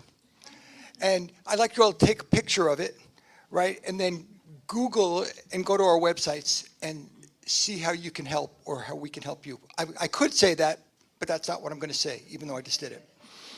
Right? What I'm going to say is that instead of the police or the FBI or a postal inspector coming and knocking down your door, if an ambulance came to your house because you had a heart attack, right, they would rush you to the hospital, and you're sitting there in the emergency room, and even before you see a doctor, a social worker comes in and takes your information and is working on your discharge plan. And they say to you, we're here to do your discharge plan. And you scratch your head. Discharge plan? I just got here. But they know that their job is for you to leave the hospital in better shape than the way you entered it. And so they are working towards a discharge plan. So from the very minute that the police or the FBI or anyone else comes and knocks down your door, that is the moment to be thinking about your discharge plan.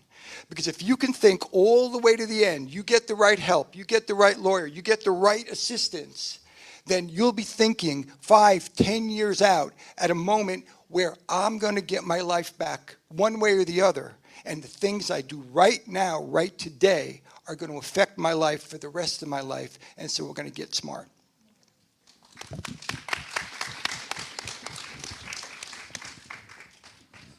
We have time for just one question, and I think that we're going to turn it to reform, because we have a question that asks who, because this pertains to both of you guys, who are your partners in Florida? We've got a lot of partners in Florida. Actually, Desmond's been one of our big, her husband, been one of our big partners. We have a lot of partners, but we also have a little bit of a unique way of organizing. we make sure then each of the districts, each of the counties, that we're targeting, that we have local elected officials, that we have, advocates on the ground who are doing great community work, that we have business leaders, that we have law enforcement, right? The Police Benevolent Association was probably our biggest partner when we passed the bill down in Florida. Very unexpected, I know. But look, law enforcement is a key stakeholder in this issue. And you got to get their buy-in because, as Sheena talked about the implementation, passing bills is a lot of fun, right? I mean, it's stressful as hell, but it's a lot of fun. And that's sort of when you get the big party, right? You get the signing, you get a smile and clap, but the real work is implementation. That's 90% of the work. Making sure that those numbers you projected and told people, hey, this many people will be free, actually happen, right? So if you don't get law enforcement buying in from the very beginning, they're one of the major people who are actually implementing the bill, right? And they could just decide, and we've had this happen in some places, I don't like that bill, I'm not going to implement it. And it doesn't matter how many celebrities you had at the signing or how many, governors were cheering or the fact that it was bipartisan, then it just doesn't get done in that county, right? So we partner a lot with law enforcement and make sure that the hard conversations we're having with them aren't back and forth in front of a bunch of folks on a dais, but they're done in a back room, right, where we can hash it out and go hard and bring in storytellers and talk about our perspectives and listen to what they want and what they think, right, and then get the language to where it needs to be. I just want to add something to that. So one thing I know how we work with our policy, implementation is started on the first, and like as we craft the policy, we're also thinking about implementation. Implementation is not a thing we got to wait for on the backhand. That's important because a lot of times policy get passed and then it's not implementable. I hear we have relationship with law enforcement as well, but I just want to also note because, especially for justice impacted folks, they're like, I ain't talking to the damn police. I'm gonna keep it real. I know coalition partners like I ain't talking to the police. And that's cool. We don't need you to. That's why it's important to be in coalition partnership with other people who can go talk to the police. So I would encourage folks to be in partnership with other people because that may not be your ministry and you may not feel comfortable. And that's okay, and we should respect folks who don't want to do that. But that's why it's important to be in partnership with folks because also I want to be real, you may not be the best messenger also to go talk, to be a partner with the law enforcement agencies. And when we say law enforcement agencies, there's many levels of different law enforcement too. We're not just talking about police, you talked about Inspector General, DAs, all the things. But I just want to encourage, I'm going to keep pushing coalitions because it's important to have partners that are from different sectors that you may not be at the table because where you can't get into, they could get into, and they could carry your message. So I just want to double back on that and just also say that is important. But you may not be the messenger. You may walk in there and they may tell you to turn around and walk out. So I just want folks to be prepared to just be in good partnership with folks to pass good legislation. And being that we're out of time, but being that we're talking about, legislation and community building, I want to make sure that everyone here is registered to vote. If you're here in New York and you need to register, we have forms right outside of there. My community college and community fellowship, who I am a proud member of, have a table outside for you to register to vote. If you're not from New York, when you get on the lunch break, tag someone, tag a family member, because in order for us to have real change and have real power, we have to put people in office that are there to support our total narratives and agendas. So thank you very much. Thank you to my guests, Jessica Jackson, Sheena Mead, Jeff Grant, for this wonderful panel. And we're going to shift to our keynote speaker, and then we will have lunch. Thank you so much. Come on.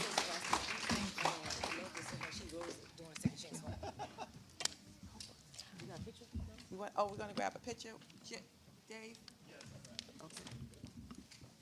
Dave's going to grab a picture.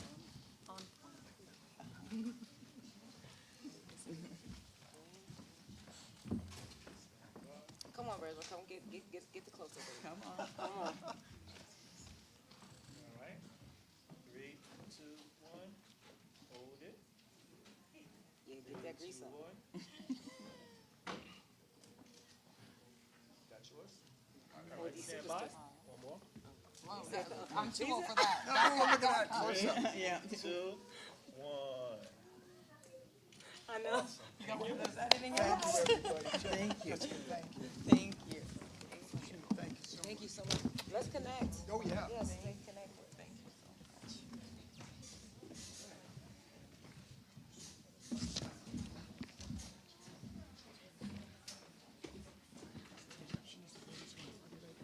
Okay. Who, Alice?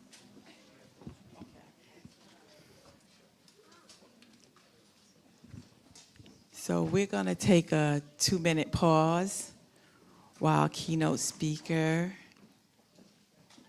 steps out for a second.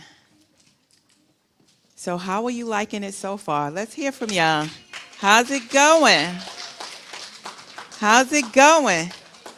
How's the baby, Adam? All right. Congratulations. Take a breath, take a moment, stretch your legs. As soon as he comes in, we're ready to go.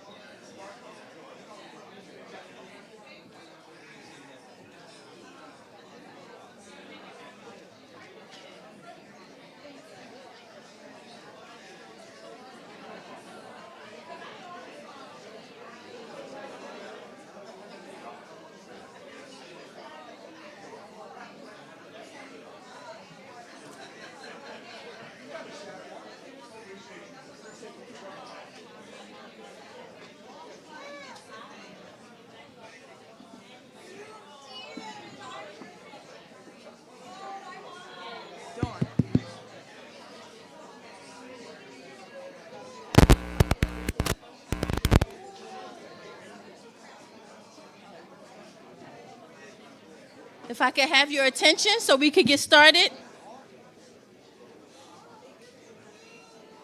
Okay, I'm going to return to my teacher days. If you can hear the sound of my voice, please clap once. If you can hear the sound of my voice, please clap twice. That wasn't loud enough. Attention! If we can have everybody take a seat, please, we would appreciate it. Thank you.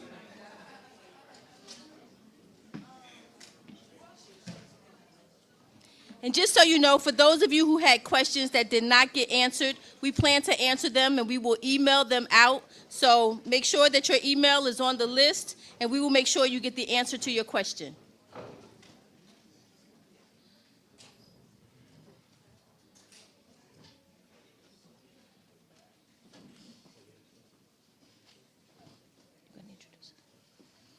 You're going to introduce it? Okay, now I'm going to bring back Ms. Tanya Pierce, who's going to bring up our keynote for this afternoon. Thank you.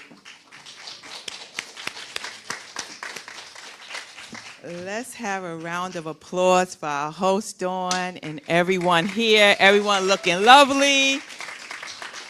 Everyone is smiling. Everyone is chatting. This is what we want to see. This is what community looks like. This is what transformation looks like. And I thank each and every one of you. And our keynote,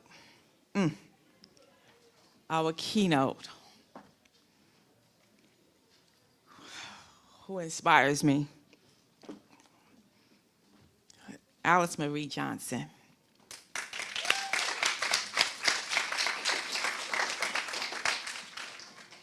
Here's her bio, a very intro bio that I hope I'm able to get through and read without tearing up.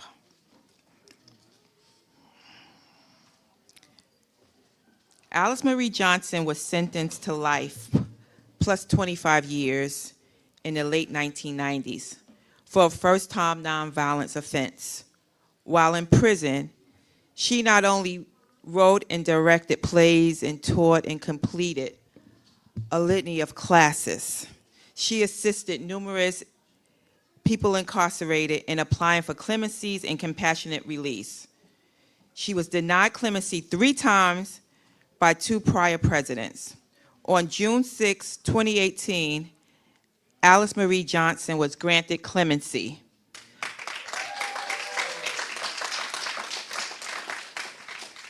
By Donald J. Trump after serving over 21 years in prison. She was released. Since her release, she has been continued to advocate for currently and formerly incarcerated individuals by her tireless fight for criminal justice reform. Alice has received the Women's Right Defender Award at the UN, the NACDL, well, if our report was still up, the NACDL Champion of Justice Community Advocacy Award, the CAOC Advocate for Justice Award, the Dream Blazer Award, and most recently, the Lifetime Achievement Award by the Black Conservative Federation at the Trump Kennedy Center. Yes, that's a round of applause. On August 28, 2020, Alice was given a full pardon by President Trump on February 20th, 2025. He appointed her as the first ever White House pardon czar. With no further ado, I welcome to our federally impacted convening, Miss Alice Marie Johnson. Thank you so much.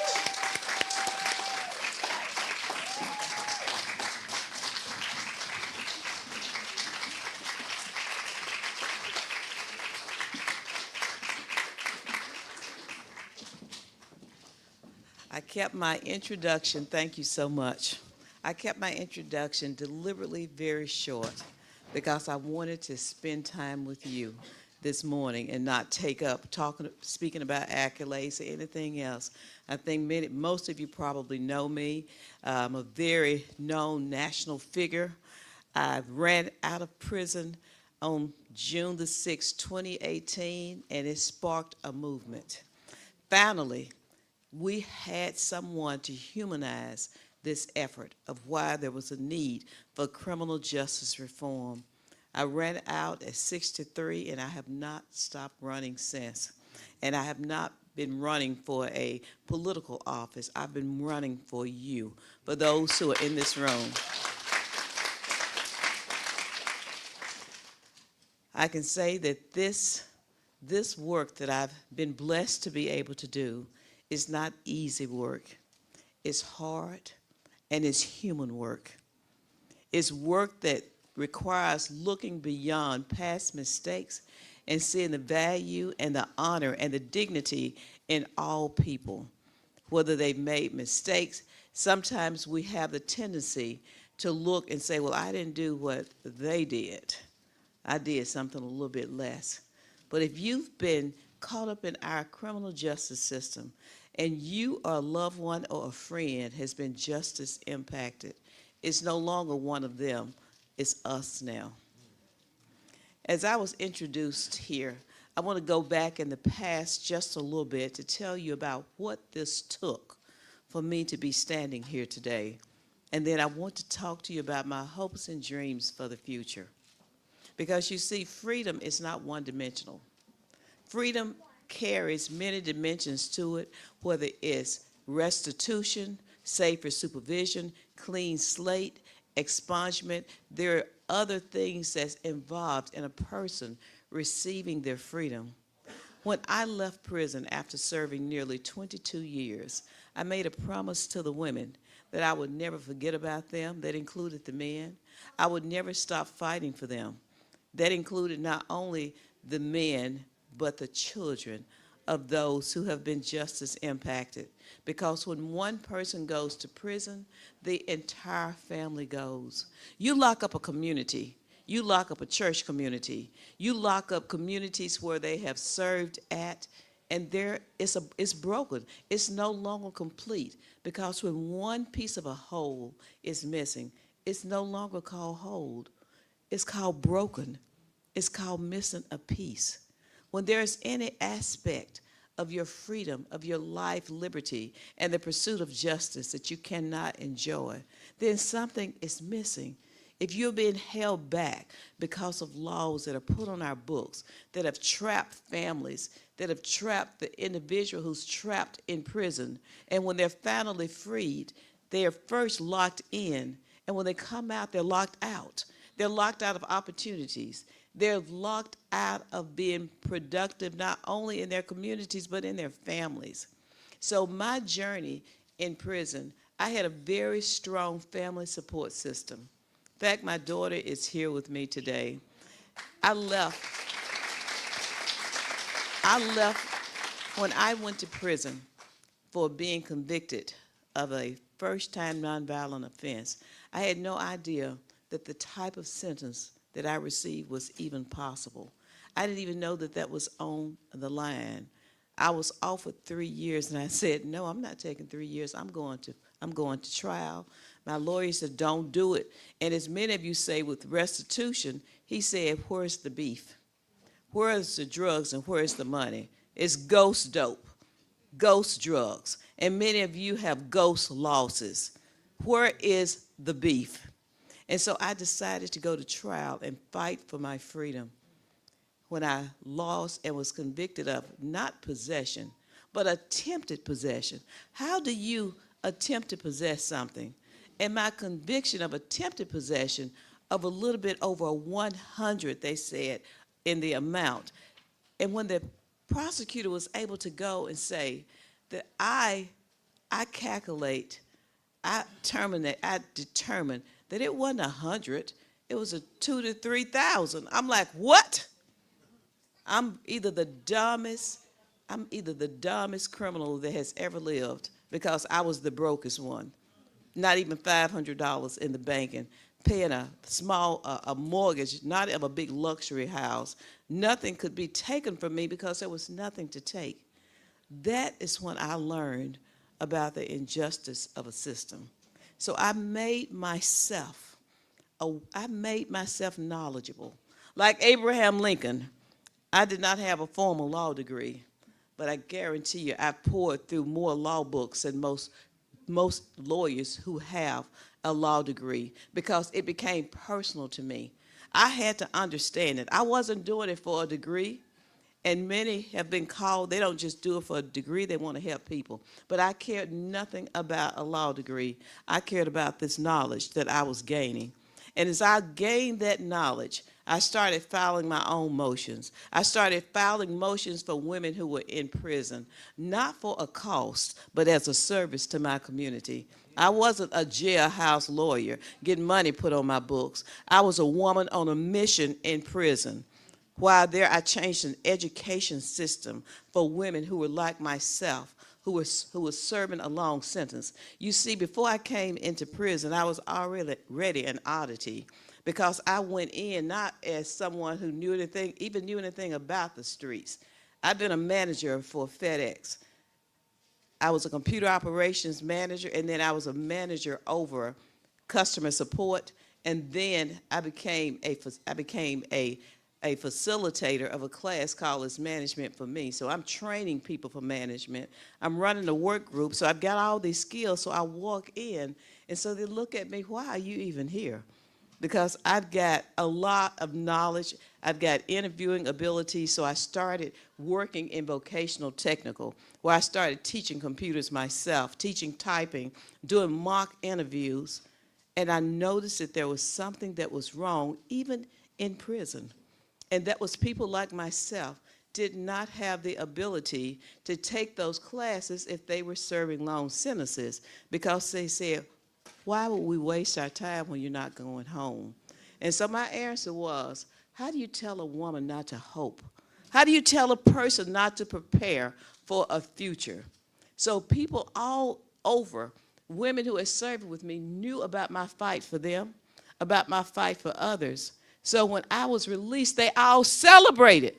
And they said, we finally have someone who's out there free, who's going to run for us, who's going to do things to make a difference in our lives, not knowing that one day I will be elevated to a position where I could actually do something. In 2019, I was at Columbia University as we were celebrating the First Step Act, and President Trump was receiving an honor for signing it into law, for signing the bill into law. That was one of the most significant bills, criminal justice reform bills, in 30 years. So I'm at this event, and the president sees me there, and he calls me up on stage, and then he talks about me even more. And then he said, Alice, I'm sure there's more people like you. He said, how many would you say? And it became breaking news, and I just made this big gesture like this. The number is too big for me to count. And he, at that moment, said to me, I want you to go find those people and bring them to me. I'm going to take your suggestions. That was in 2019. If you say something to me, I'm going to believe just what you said. I hit the ground. You just opened up that door. And he allowed me to do that. And groups were formed to help find people. Jessica was in that group. It's many others in this. I don't know if you were part of that working group as we were trying to find individuals in prison. Would you raise your hand? Jessica, are you the only one? But Jessica, we fought side by side looking for those individuals. But I did something else coming out of prison. I used my, I'm going to call it celebrity status, because anytime you have someone like Kim Kardashian that takes on your calls, because she saw a video op-ed that I did in prison that had gone viral, and people who she followed, she said she don't even remember who it was, how she saw my face. But she said that she had not been on social for 3 days. She was taking a break from it. And when she picked her phone up and logged in, my face pops up. and she hears me telling my story from inside of prison, because God had allowed me to do things that no one else probably in prison has ever done. In fact, Jessica first saw me in person at an event that Dreamco was doing. They were doing a Home for the Holidays event, and Brittany asked me, Jessica, they brought me in, and I'm up on the big jumbo screen, and they're seeing me speak from prison. Before then, I had spoken at Yale University from inside to their law students. I spoken at Honors College. I spoke at the University of Washington in Seattle. Finally, I spoke at New York University. And I'm here speaking at Google and YouTube events from prison. No one could do something like that but God. You see, it was a setup for what was going to happen later on in my life. I had to have my face out. People saw my face and heard my voice before they ever saw me outside of a prison. So I'm becoming one of the most famous unknown prisoners in America. And then I come out and I become one of the most famous released prisoners in America. And I had to go through all the things that I went through, the rejection, so I could feel what it felt like to be rejected. I had to go and sit among the captives so I could know what it felt like to be in captivity myself. I had to go through all of the myriad of emotions and things that affect you being really free, like coming out and being on probation, I had a 5-year probation. And even when I went to the White House for the State of the Union, I had to get permission, and the President of the United States is summoning me there, but I still got to go through the same thing that many others had to experience. I don't regret any of the things that I've experienced, from disappointment, from even separation from family. I was not there to comfort my parents as they grew older. I took hospice in prison, and I became a hospice volunteer for the sole purpose of thinking about my aged parents, that one day I would have the skills that if they ever fell ill, I would know how to take care of them. But that was the main purpose. Let me tell you the second purpose why I did it, because women were dying in prison. They may have come in for a 1 year, a 2 year, 5 year sentence, but it turned into a death sentence. And so they told me that the only way that I was going to be released from prison would be as a corpse. So I wanted to go and bring comfort to the women who were dying in prison also, because they didn't have family there. So let me be your family. Let me sing to you. Let me read to you. Let me help you transition into eternity. Let me be that person that holds your hand as you close your eyes. And it was scary at first. And then it became such a privilege to be there with these women as they were transitioning from this life into eternity, to give them comfort and to be able to speak words of comfort to their families. So coming out of prison and knowing that I had this big weight upon me, and that weight was, I know a lot of people tell people, when I leave, I'm gonna make sure I'm out there in making changes, I'm gonna do this. But still had came into my spine. Something had changed when I was in prison and I was released. It wasn't just something that I'm saying, it's something that I'm going to do. This passion, this fire was burning so hard in my belly. I didn't know that part of that fire was that in my belly, I carried the freedom of many and didn't know it. I just knew there was a burning inside of me that I've got to do something, I've got to do more. So the First Step Act is they put my face over at 66 locations in D.C. People could go on the link and they could see a human being. It was not just a number, because when people read about you, it don't mean the same as when they see you or they see your family. It started changing hearts, because now they've got a point of reference. Is that a prisoner? Oh, she must be the exception. I said, I am not the exception. I'm the norm. Don't look at who I was before coming here or what I did in prison. It wouldn't have mattered what I did or didn't do if I didn't take a class, if I had no impact. The sentence was wrong. It was wrong. It was a result of the war on drugs and mandatory minimum sentencing. It was a result of people thinking that they're being tough on crime, but they ended up being tough on families. They ended up being tough on communities. I don't want us to repeat the mistakes of the past again. I have to keep reminding that we're talking about real people. We're talking about human beings.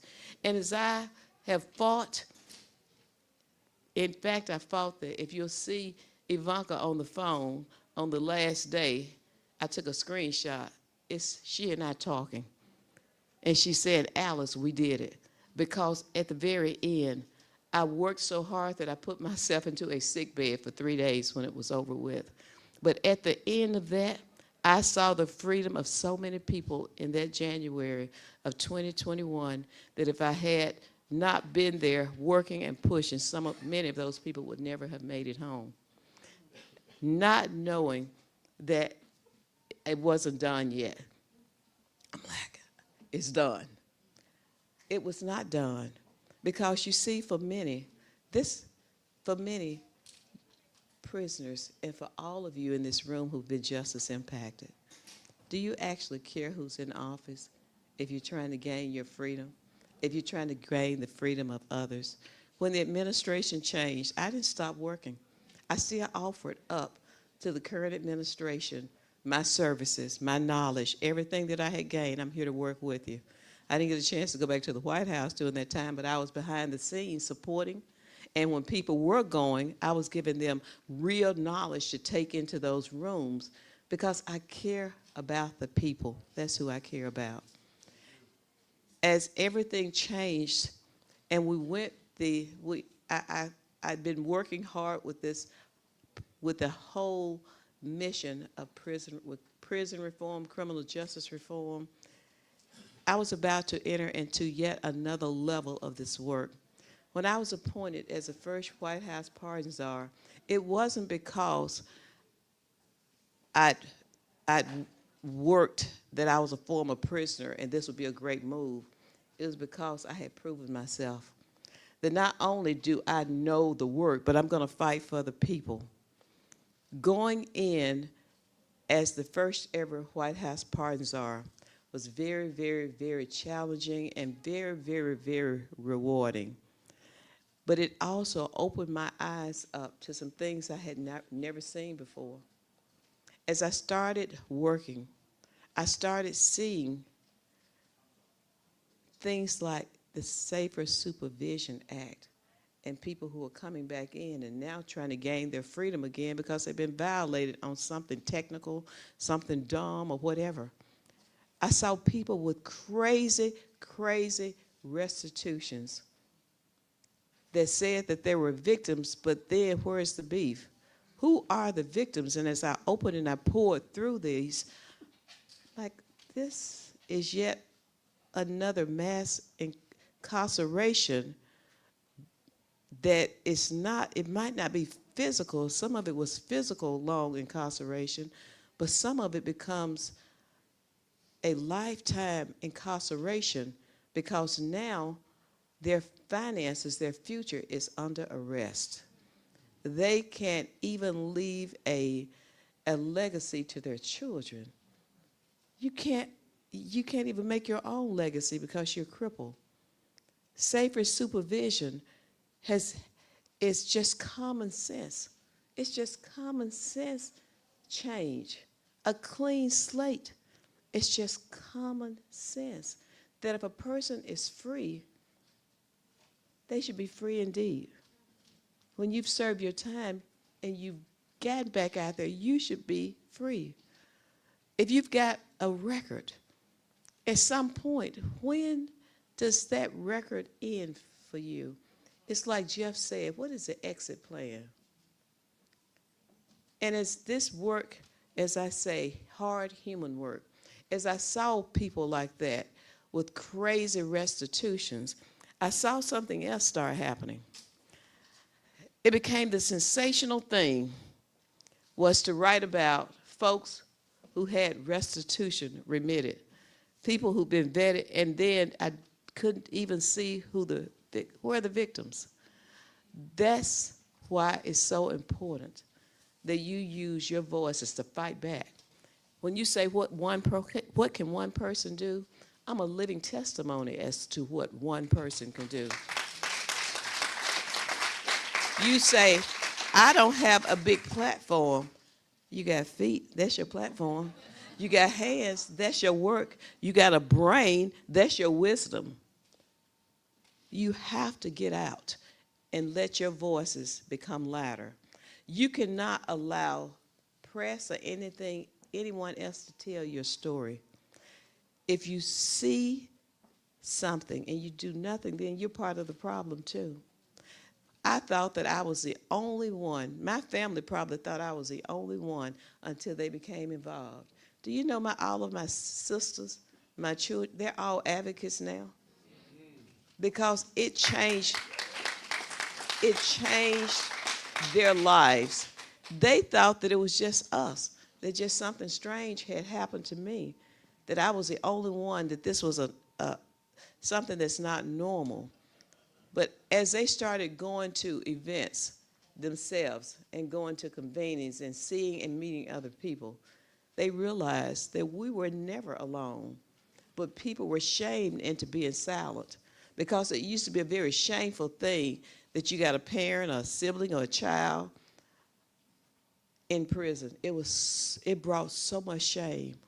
That now that you've been to prison, it brings with it so much shame. But the truth is, everybody is not, there's no way that all of the people who've been justice impacted are going to receive pardons. There's no way. The number is too big. So what is the other thing that you do? You get out here and you let your voices be heard about these issues. We can no longer afford to work in silos.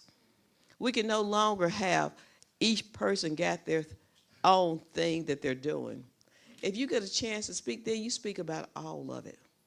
If you get a chance to get things done, you speak about the other aspects of it that still needs to be done. This is not the only thing that is broken in our system, but we have the ability. You don't know how much strength you have in numbers. When you collectively come together in your numbers, you see, it's not going to just be given to you. Everybody's got their own personal fight. But if you collectively join together, let your congressmen, let your senators be right out there and let yourselves be seen for these issues that are impacting you. Because whether it impacts you right now, most of the people in this room, I've spoken to rooms, most of them didn't have anyone. But you can't shut me up. That's what they used to say about Miss Alice. They would say, can't nobody shut her up. You can't shut me up. You cannot, no matter whether I was in a position or not. This passion that I have for this was born of over 2 decades of experiencing this, of being one of them. I said, I'm one of them. Don't try to make it look good because I have this little suit on or a little badge on. I'm one of the us. I'm one of them. I'm just a free one of them. But I was freed for a reason and for a purpose. So I really would like to see the whole remission. Do you know how much that would decrease the number of people even seeking pardons if the remission now was able to be executed? If the public really knew what was going on with these numbers, because the public looks at people who have financial restitution. They look at them as thieves. They look at them as rich folks. And most of them, that's just not true. It's just regular people who, as she said, did not get their day in court to fight back against where these intended numbers come from. I get to see all of that. They don't get to see the people who are, they think that when someone is set free, I just thank you so much to Adam for allowing me to speak with someone who just got their freedom this year, January the 21st, wasn't it? I just got a chance to see him on his FaceTime for the first time. He was someone who had been I can't remember how many. He served 18 years in prison. We only focus on the ones who you might know them from, I'm going to say, celebrities. No one ever even wants to write about or talk about the everyday people like Zach, who got his freedom, or Andre Rout, who got his freedom after 32 years on a drug case that was insane, or the Angela Cupid, or Angela Reynolds, or the Miss Valenzuela, or the 70-year-old who was in there on a financial crime and had served 15 years. People don't look at those people. They only look at the ones that you might know their names and say, oh, there's no way we're going to get it. But you have to keep pushing. I see you. I hear you. I'm a public servant. I work for you. And so I really do ask for your prayers, too. I began a second journey of my own last year I think it was August the 1st, when I wanted to get back out here. You see, being in the position that I'm in, because I'm speaking to you today as a criminal justice reform advocate, because that's who I am. In August, I decided that I want to enter yet another status, keep my position, but unshackle me too, so I can get out here and join back in the fight. And so I'm now special government employee as pardon czar, and I'm able to do stuff that I would not have been able to do if I remained just a simple government employee that had to spend the entire time. So I get to have the best of both worlds.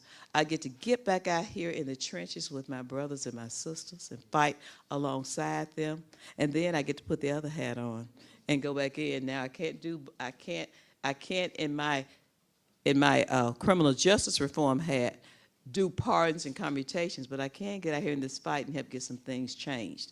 And so that's where my passion is. That's what I want to do. I want to see change. It's great to have these convenings, but what happens after the convening? It is now time for action. And as I said, God has blessed me. I didn't raise myself up. It is God who put me here. And I'm not going to compare myself to Moses, but I'm going to say he was in obscurity on the backside of the mountain taking care of sheep. The Lord knows your heart and what you'll do when there are no lights, camera, and action. So while in that prison on the backside, taking care of the sheep, taking care of the people who didn't have nobody to take care of them, that was my testing ground to see, now are you ready? Can I trust you to come out front now and help lead a charge that will change the lives of millions of individuals? And I just really thank you all for taking your time to come out here today. Some came because they wanted me to see them, and some came because they wanted to hear more. But know that whoever sees you, God sees you, and he hears you. And at the appointed time, it's going to happen. But you cannot give up hope. You cannot give up showing your loved ones that you're fighting for them. I met some people face to face today for the first time. It was great to put faces with names, or I may have spoken to you before. But I just really and truly ask you for your continued prayer, because this ain't no easy work. It's hard, and it's human work. Thank you so much. And I just have to recognize someone who's here. That's Michael Harris, AKA Harry O. He's been out. He came out in January of 2021, and to tell you what hope really looks like, and how if somebody tells you no, I absolutely hate no. I just want you to know that about me. He was one of the very last ones, and they said, Miss Alice, because I worked so hard that I was given some special things to happen during that time to push people on in. And I really was so hurt when all of them were not able to come home. I had to celebrate the victors, but he was actually one that they said no to 4 times within 2 days. I said, go back in, take it right on back in, because this is not right. This is not right. But there's others in here. And if you don't mind, Can you just raise your hand or stand if you have spent time in prison? I have, and I'm standing. I want y'all to look around this room. Look around this room at how many people have spent time in prison who's been justice impacted. Thank you so much. You can have a seat. On that one, I have to remain standing. If you look at those individuals who are free to live what you think to live life, and one more thing, I just want those who still, I know you said you don't want them to stand, but I just want you to see how many people in this room still are in bondage, or you have a family member who's in bondage because of restitution. Don't be ashamed to say, I know you're going to stand, Tanya. But do you see, thank you so much, and don't be ashamed ever to stand on something like that, because it is seeing your faces that's going to make a change. I'm about to embark on something. I need everybody's prayer. You'll see it take place within the next few months or sooner. But I'm going to embark on something that's going to make sure you're seen and make sure that you're heard.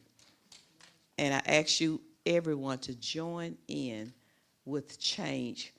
You be that change maker, because I'm suited up.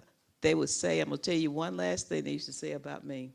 When they say lacing my boots up, when they come and tell me something that just happened on that prison yard and they knew that I was going to fight for them, they say, uh-oh, Miss Alice just laced her boots up. What's going on? And I'm still lacing boots up. So thank you. Let's get a lot of boots on the ground.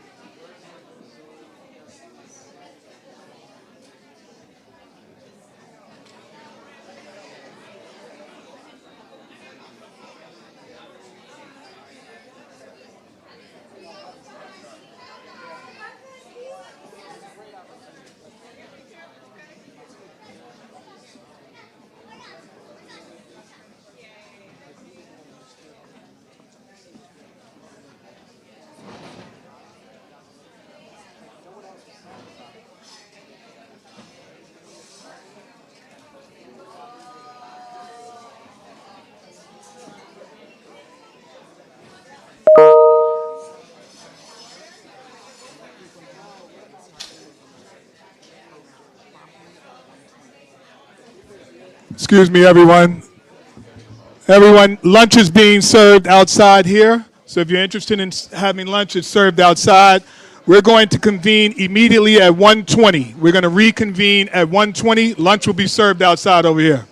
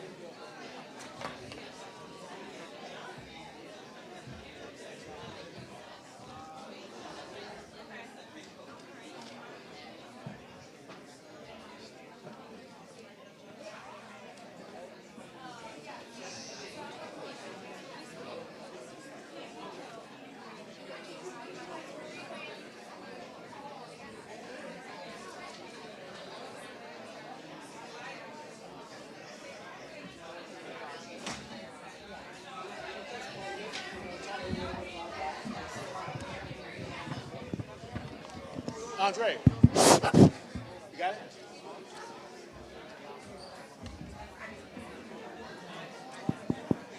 Thank you. Everyone, Alice is taking photos with people over here. We're asking people to move as quickly and as orderly as possible in order to take these photos. And everyone wants to get a photo with her. People want to speak with her. But please move as quickly and as orderly as you can. Thank you.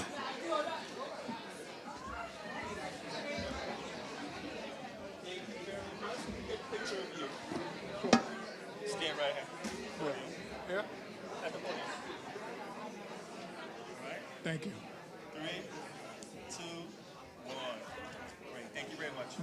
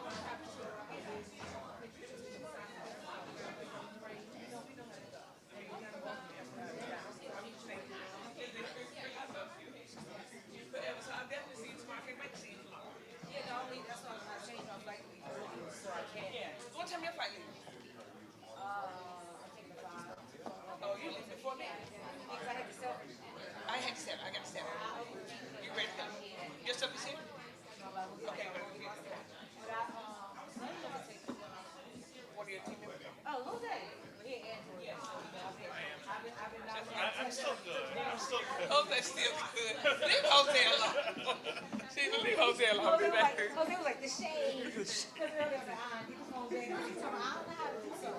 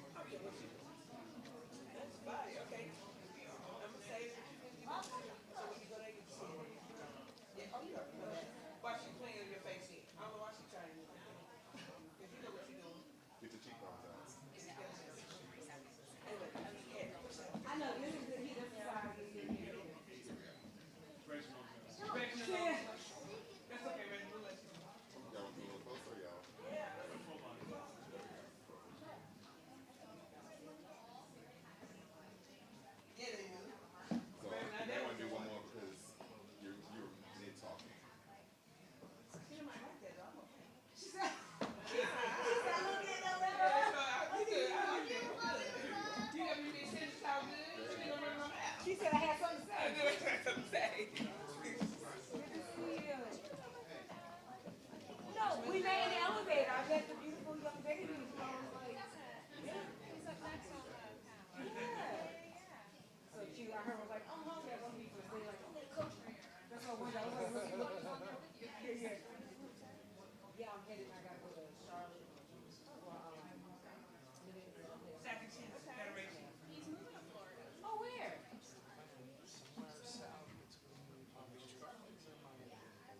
That's Jessica's area. She knows all the things. Yeah. Yeah, Palm Beach and Miami is high. And that's not for the little one. Yeah, go somewhere, so he wants to be outside. I like both, yeah. I think yeah, that's enough, because I don't live in South Florida. I live in Woodland area already. What up, brother? That area is really nice.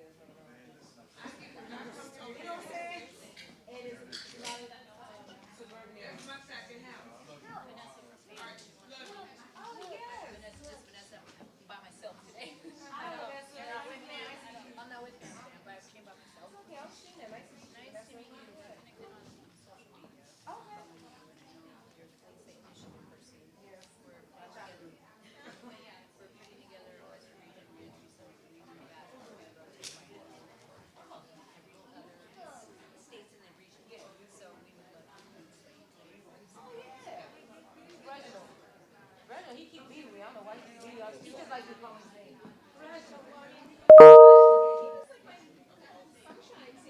I know.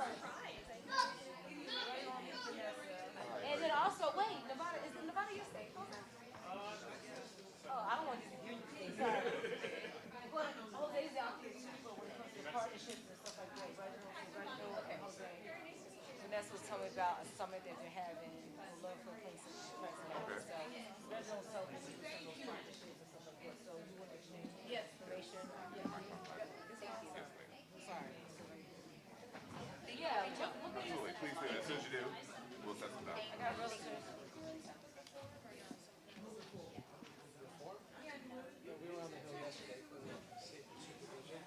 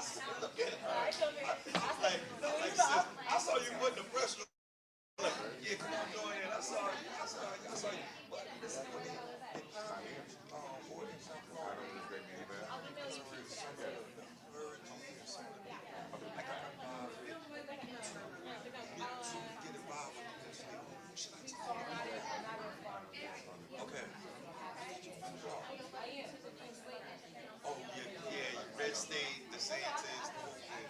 I know, you know, one of my questions Shane asked you was, what's the strategy in Florida when we get started? I understand, though.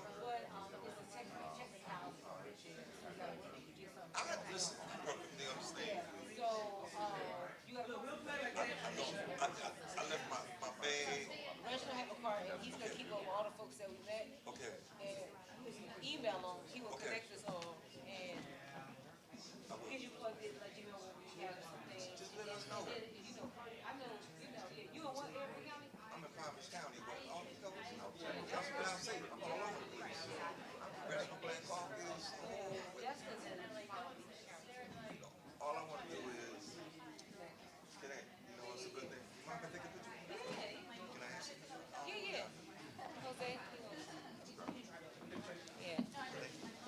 Reginald, can you take a picture? You taking a picture? Sorry. You got it? They keep me right. But you take a picture of the signature? He got it. Oh, yes. I'm sorry. Take a picture. Look, you can feel how heavy it is. Oh my God. Who's in here?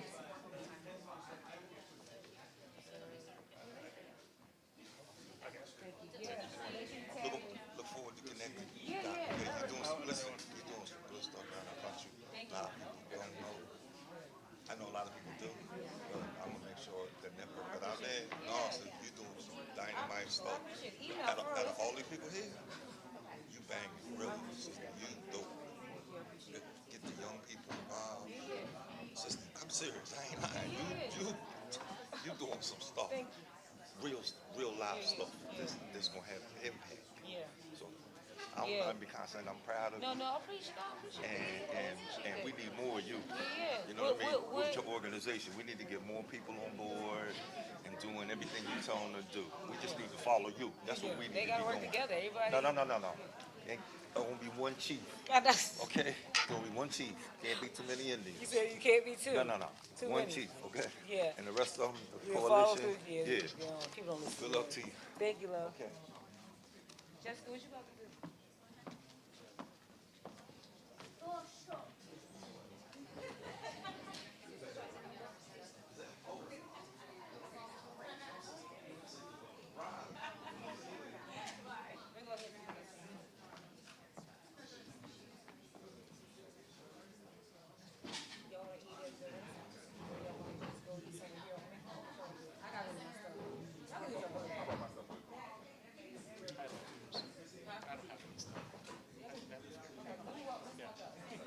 All right, nice seeing you, love. Good to see you again.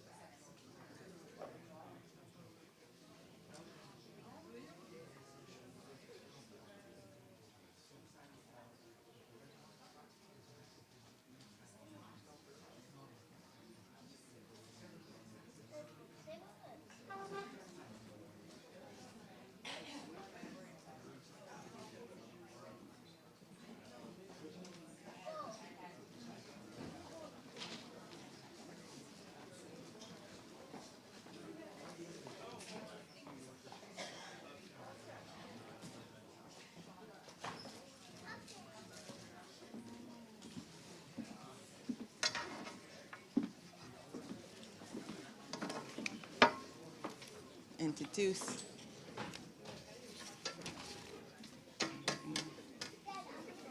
We ready?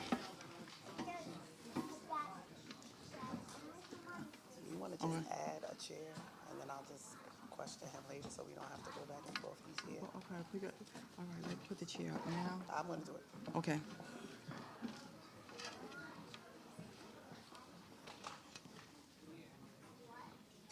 See.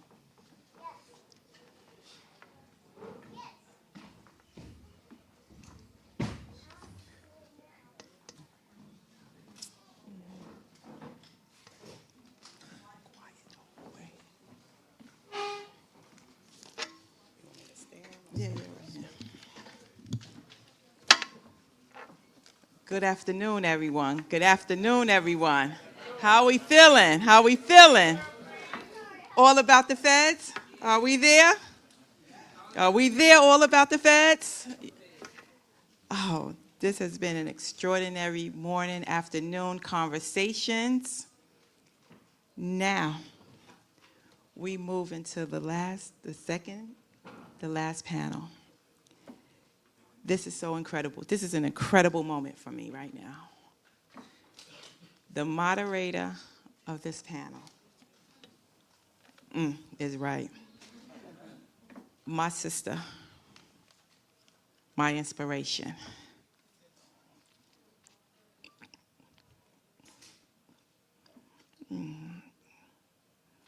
The first person, when I walked into Danbury, that said, "You got this, sis. You can be an attorney." And she went to that box of a law library that most of us would call a closet. Some would even call it your basement dump. But she went and found that piece of law, made a copy with her card, and gave it to me. And from then, I was so inspired. And I was mad when she left and was transferred, but I understood her journey had to continue while I stayed there. But as God would have it, a few years later, we meet at the halfway house. And I was there before her. And she introduced me to something called Waze. We were trying to always get back on time. If you've ever been in a halfway house, you know, you worry about your past to leave, and then when you leave, you worry about your time to come back. And she said, "Sis, there's something called Waze. My son showed me." I said, "Waze? What is that?" It gets you to where you need to go on time. And it tells you the path. I'm like, "Really?" Because, I had the flip phone.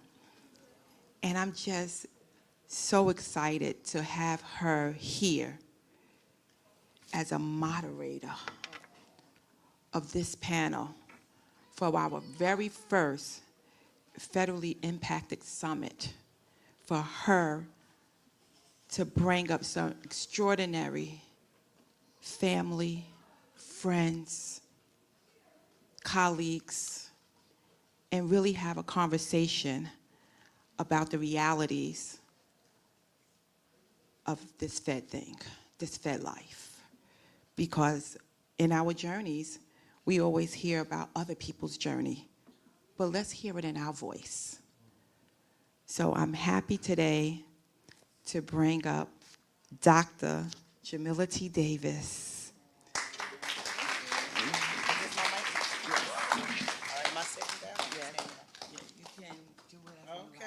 Hello, everyone. How y'all doing? Okay, again, as she said, I'm Dr. Jamila T. Davis. I once was federal prisoner 592533053, but now I am Dr. Jamila T. Davis. I'm proud of that. Just a little bit about my story, and then I'm going to call my panelists up. I was sentenced to serve 12 and a half years in federal prison for bank fraud. I served a little over 9 years on that sentence. And it was something that I thought would break me. I didn't think that I could see myself on the other side. And it's so funny, I'm actually getting chills of how Tanya said I inspired her. I remember the very, very first day that I came into the prison, and I was so startled and I just didn't know what to expect. It was like a culture shock. And I met this bright face who did for me what I had now done for so many other women.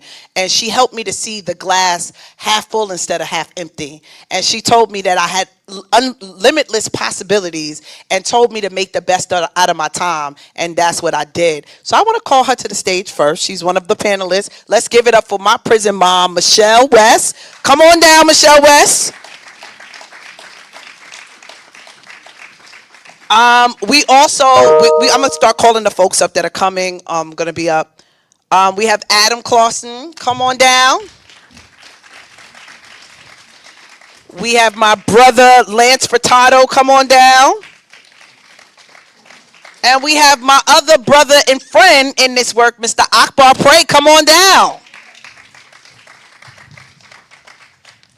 So, long story short, this conversation is going to be a conversation. A lot of times folks talk about it, but you don't really get to feel it. And I have a feeling that today you're going to get to feel this thing and really, really understand it for what it's worth.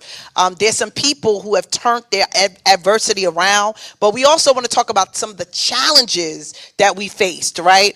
Now, today, I was able to come home, get my PhD, turn my life around. I'm now the executive director of the Institute of Research for Social Justice and Action. I create curriculums all across the country, textbooks, different things, contracted with several different cities for violence prevention work. And it's stuff that I never ever dreamed or imagined that I would be or could do, but it's because of my lived experience. Right? So although the time was a thing, the time actually gave me credibility and gave me something that we call lived experience, which people who have degrees or whatever they research, they will never be able to really understand it unless you've been through it. So it's been transformational for me. So I'm grateful for that. But I want to get into this conversation, and I'm going to start by asking each of the panelists to introduce yourself by sharing your name, the sentence you were given, and how much time you actually served. And we can start passing these mics. Y'all got one on that end. You want to take that mic? Akbar, down there. Would you introduce yourself? My name is Akbar Prey. On June the 21st, 1988, I was sentenced to a sentence of life with no parole, plus 50 years.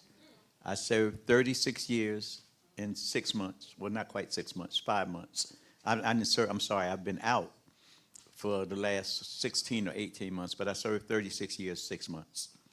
I returned back to my city. I was part of the problem. I was the problem to become a part of the solution. Thank you. Clap it up for Akbar. Next up.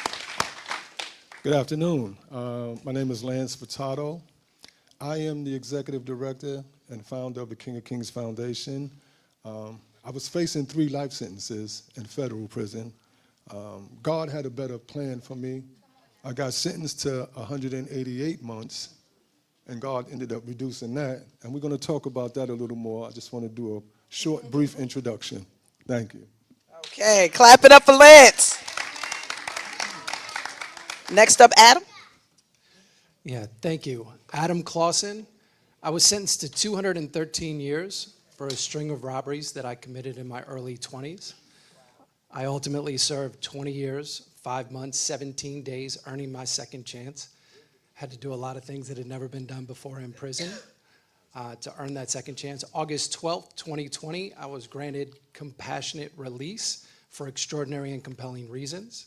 The law changed, plus the rehabilitation allowed the court to grant me that release and walk out to my wife who had waited 11 plus years.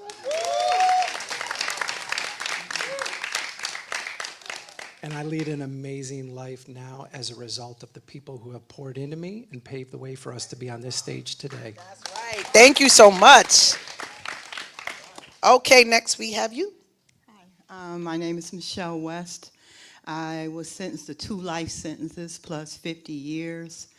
I served 31 years, 9 months, and 16 days. My sentence was commuted January 19th, 2025 by President Biden. I was released on February 18th of 2025. So as you guys have heard, those were some sentences, right? No short timers on this panel right here. So I want to ask each of you, and Michelle, I'll start with you now. When you first heard your sentence, what did that moment feel like for you? Well, it wasn't really shocking because I had been hearing it before trial, during trial, and after trial. I went to trial, and they were begging me to take a plea of 20 years with cooperation, and I turned that down, and I went to trial for 5 weeks, and life at that time when I was sentenced was a mandatory sentence, so the judge didn't have any discretion. He had to give me the sentence he gave me, so they kept talking about it, so I was prepared for it that day. But what I wasn't prepared for was after he sentenced me, he told me good luck. And I couldn't understand, like, you just gave me 2 life sentences plus 50 years and you're going to say good luck. So I needed to be able to get some sleep at night. So one day I decided I was going to write him a letter and ask him why did he say good luck. And I wrote him, and he wrote me back on his letterhead, and he said that my sentence was bound by the guidelines because the guidelines are the guidelines, so he wasn't able to use his own discretion, and that after that the sentencing phase, he wants to wish the person standing in front of him, the defendant, something more than what they've just gone through. So that's why he said good luck. And I held on to that letter from 1994 or 5, and that letter was included in my clemency petition to the president. Thank you for sharing. Okay, I'm going to ask that same question to you, Adam. When you first heard your sentence, what did that moment feel like for you? Very similar to what Michelle said. It was, by the point that I received my sentence, it was just them following through on what the government had threatened me with since the time of my arrest. So 924Cs, which is use of a firearm during a federal felony, when you charge someone with multiple offenses, back then it triggered a mandatory minimum of 5 for the first and 25 for each additional. And they told me, this is what we are going to do unless you cooperate. And I made a decision in that moment that I was not going to put someone in the chair beside me, but instead chose to take the weight of my actions, take responsibility for those, and I chose to go to trial instead. And I paid that trial penalty with that 213-year sentence, which, thanks to the First Step Act, that law is no longer able to be manipulated in that way. It's been repealed, but it was not made retroactive. And that's important to note because there's roughly 3,300 individuals still serving these outrageous sentences, and they will never have the opportunity to do the amazing things that I've been able to do with my second chance. All of them deserving of that opportunity. So yeah, that was, within that moment, it was a bit surreal to hear that sentence, but I also said, you know what, like common sense at some point, somebody's gonna have to do something about this law. I didn't think it was gonna take until 2018.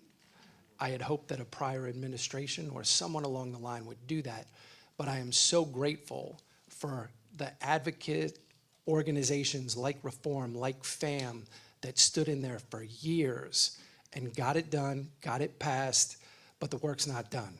So that's why events like this are so important to hear these stories, because every day, you know, I live with the weight of responsibility of those men that I left behind and women who are serving these outrageous sentences. So they cannot be forgotten. Thank you so much for sharing. Lance, how was it for you when you first heard your sentence? Well, so y'all have heard everyone use the term threaten. And that's what the federal government does.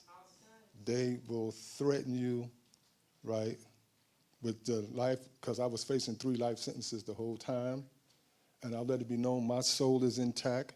There is no compromising in me, right? But we had a stipulated plea, which we reserved all of our appealable rights, unheard of.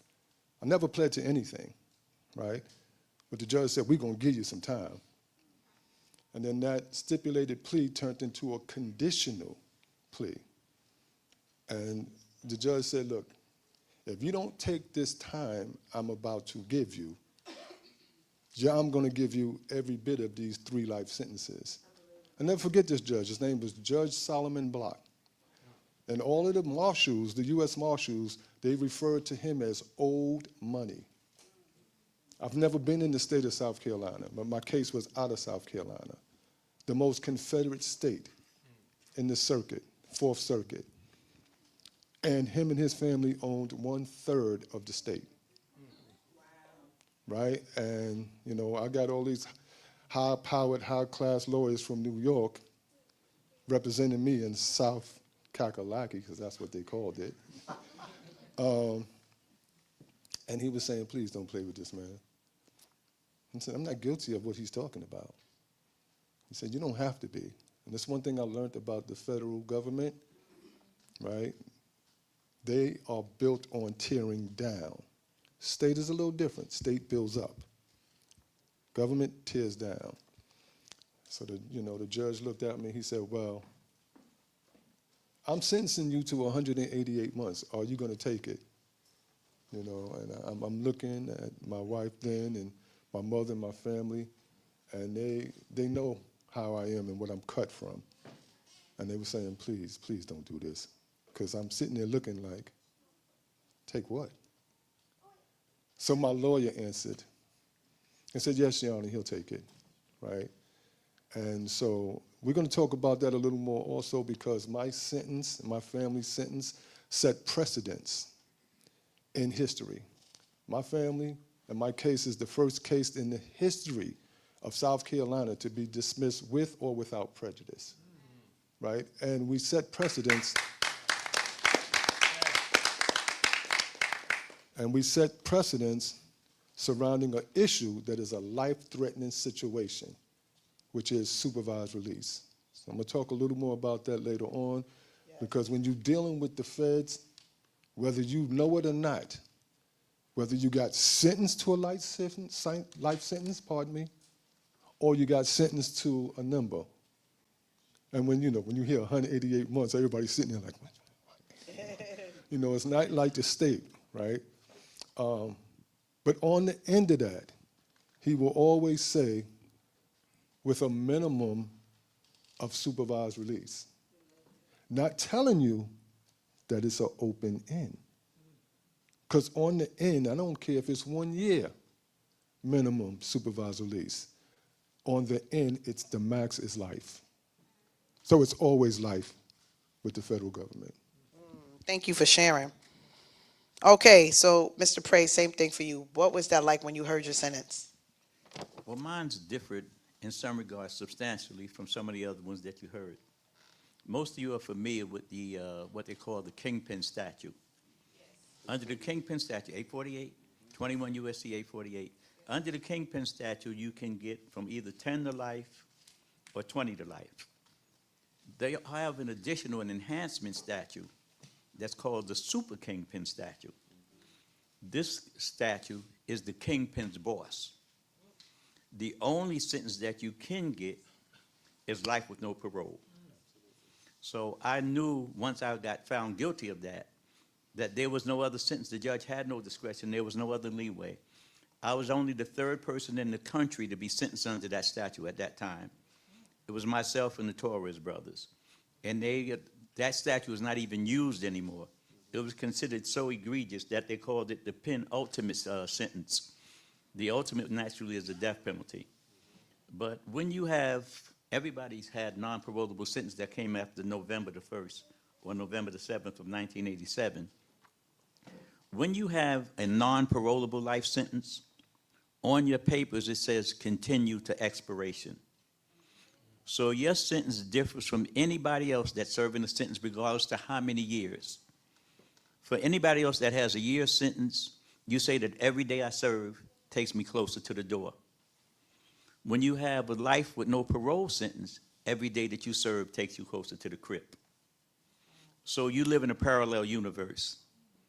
That was the universe that they sentenced me to, and that's what I encountered when I went to jail. One of the things that was sort of revelatory for me in jail with a non-parolable life sentence is that there was brothers that was from D.C., some of them had 3 and 4 homicides, and they were going up for parole because they had parolable life sentences. Parole exists in the federal government for D.C. prisoners and for prisoners that came in before November the 1st, 1987. So that means that the infrastructure is still there. One of the things that I decided to do coming home, and I'll talk about that more extensively, was to try and find an avenue to leverage what we are doing as a collective to bring back parole, to incentivize not just good behavior, but to give the guys that we left in there some hope. Because when you do have a parolable sentence, you can go up after 10 years, and you can conceivably go up every 2 years, and your case can be heard on the merits, on what you've been able to accomplish while you've been locked up.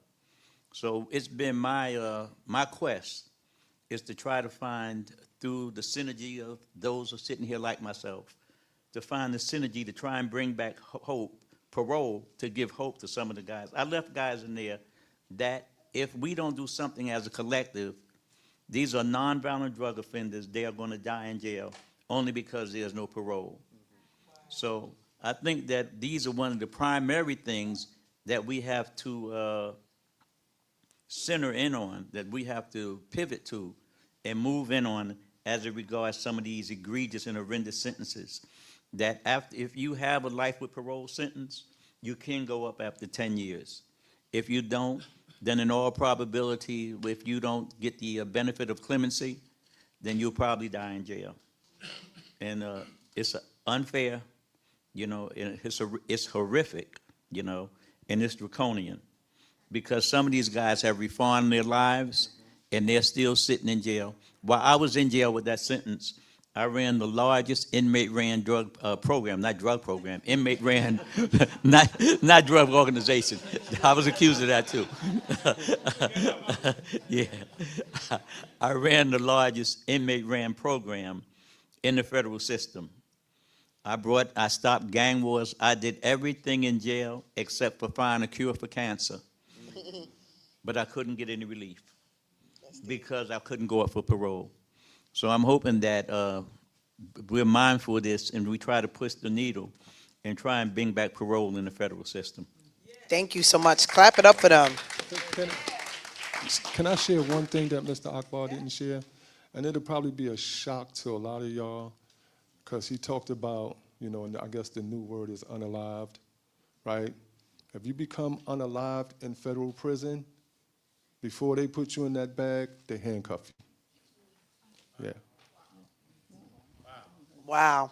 So it's unhumane, a lot of pieces of it. And that's why this conversation is important, y'all, to shed light, because a lot of people don't know. And you know, once you take hopelessness from a person is lost. So thank you for sharing that.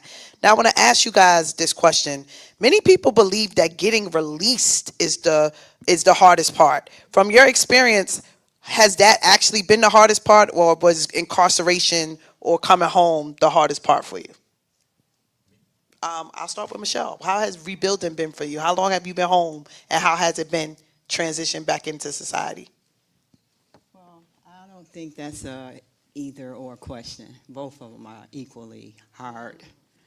Being incarcerated like I was for the length of time that I was incarcerated, going to sleep every day and waking up without a release date, something that the majority of people have, that's difficult by itself.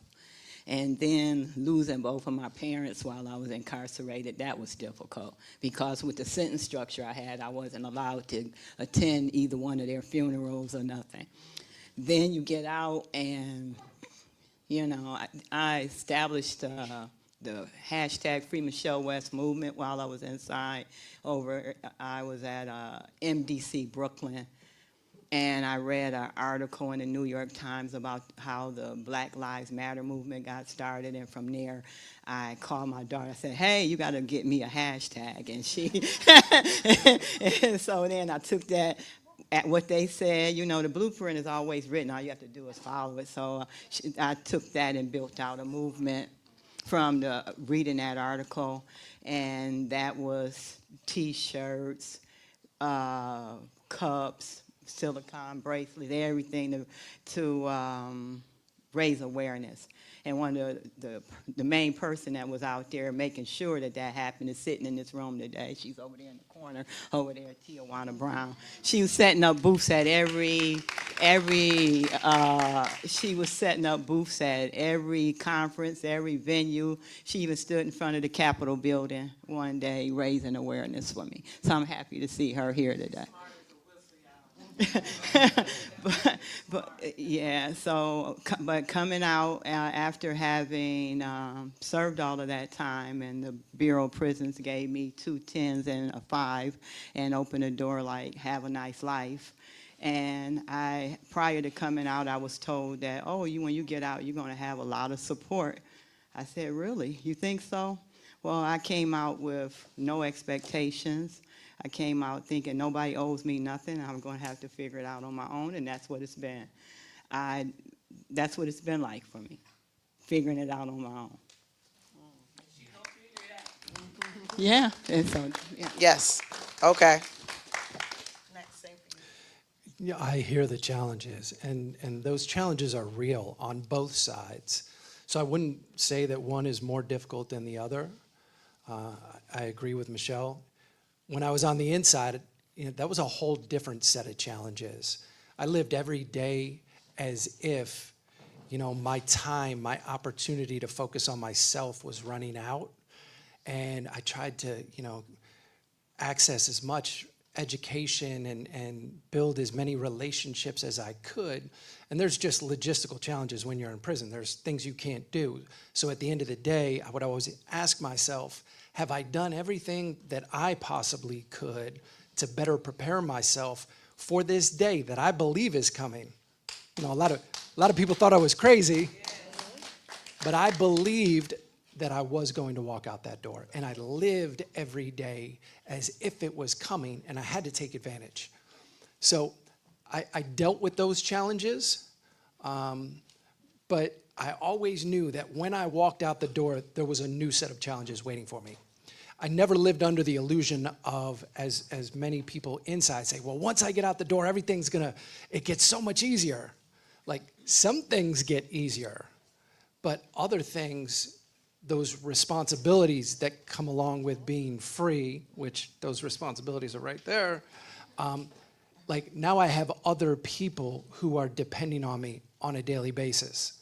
And there are other things that I need to now follow through on. So that set of challenges was much more than I anticipated, even though I knew it was going to be significant. And unlike most people coming out the door, I had someone to physically hold my hand. When I had that iPhone in my hand, and for the first time I was so excited to use it, and it didn't work. I beat on that screen. My wife's going, gentle, gentle. All I've known is concrete and steel for 20 plus years.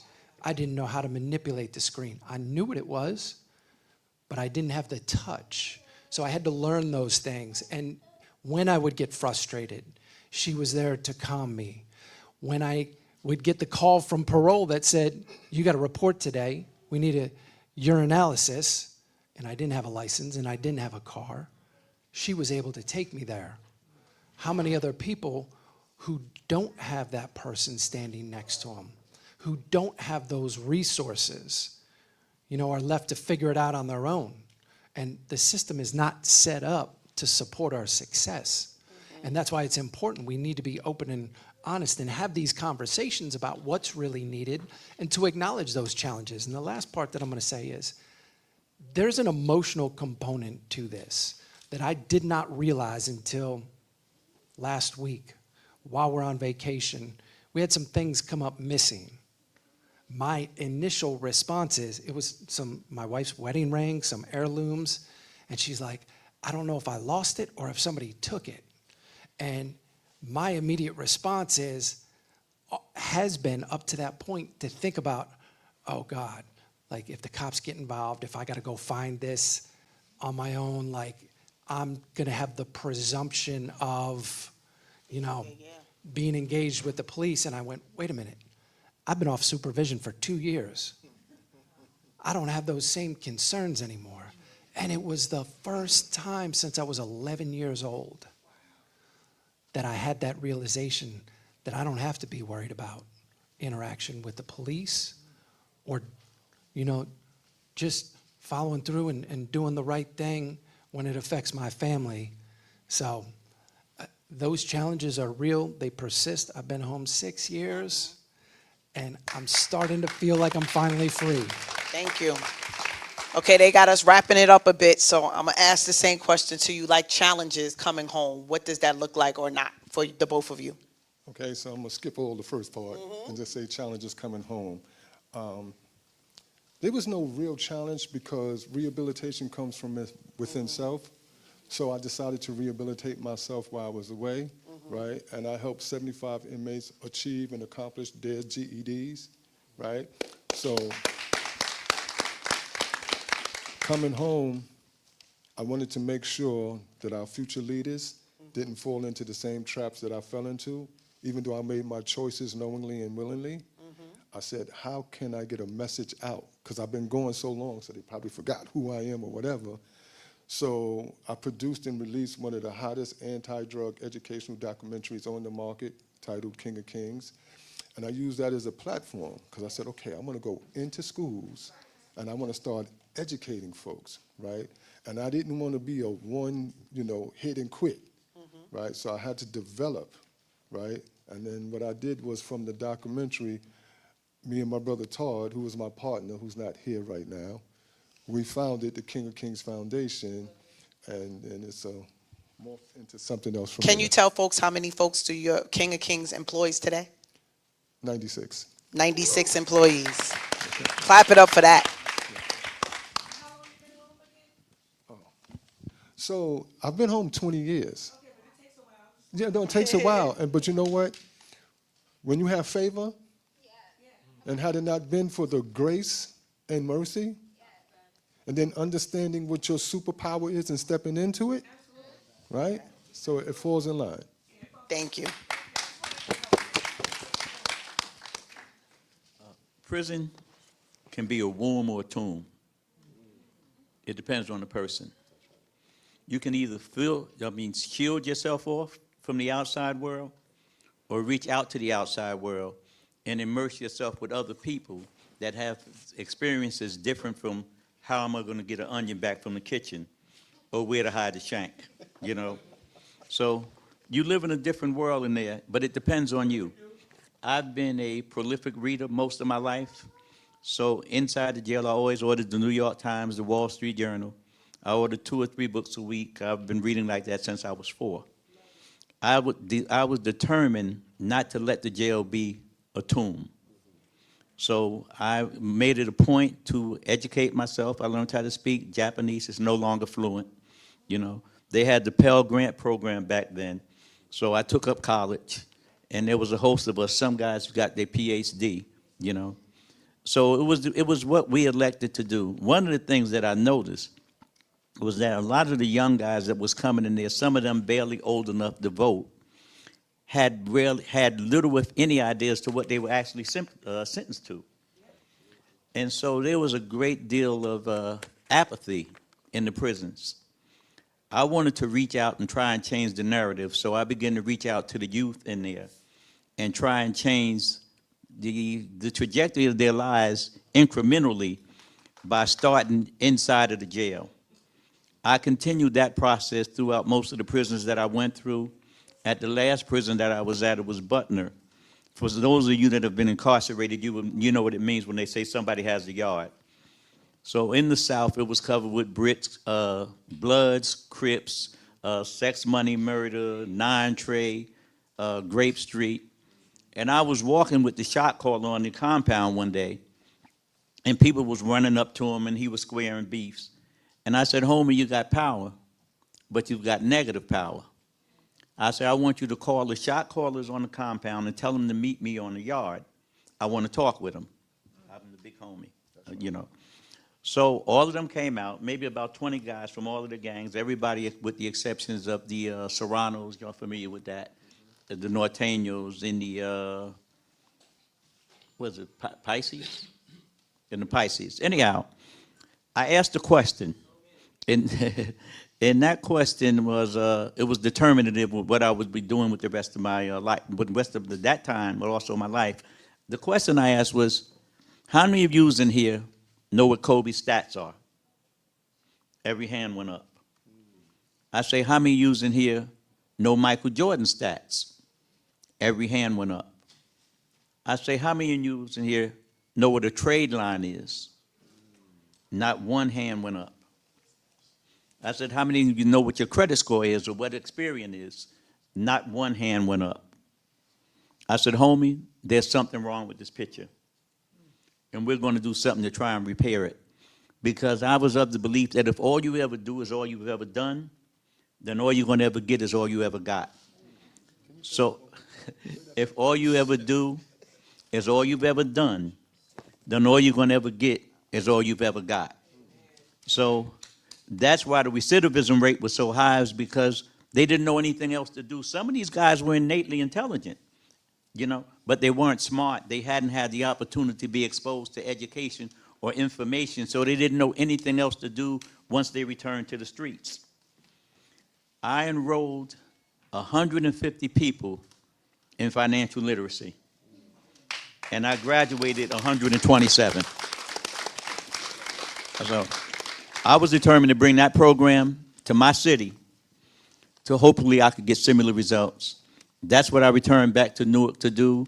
I go to the youth house twice a week, and we talk to some of the young kids in here. I bring in what they call credible messengers, former gang members, former leaders, some of them are still shot callers.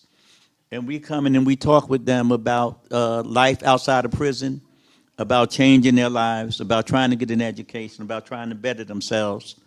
But we also talk with them about mitigating and aggravating circumstances and how not to avoid getting waved up and tried as adults. Because more often than not, these inner city kids that are justice impact don't have a support system.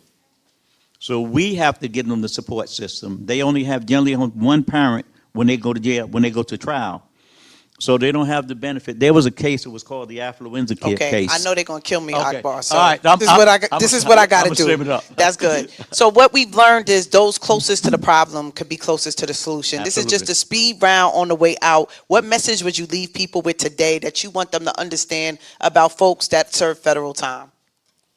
Let me give it. Okay. Okay, we're going to start there. We're going to end with Michelle. Just a message that you want to give. Yep. Quick message. Quick message. Oh. We're going to leave them with a quick, powerful message that you want to leave folks with. All right.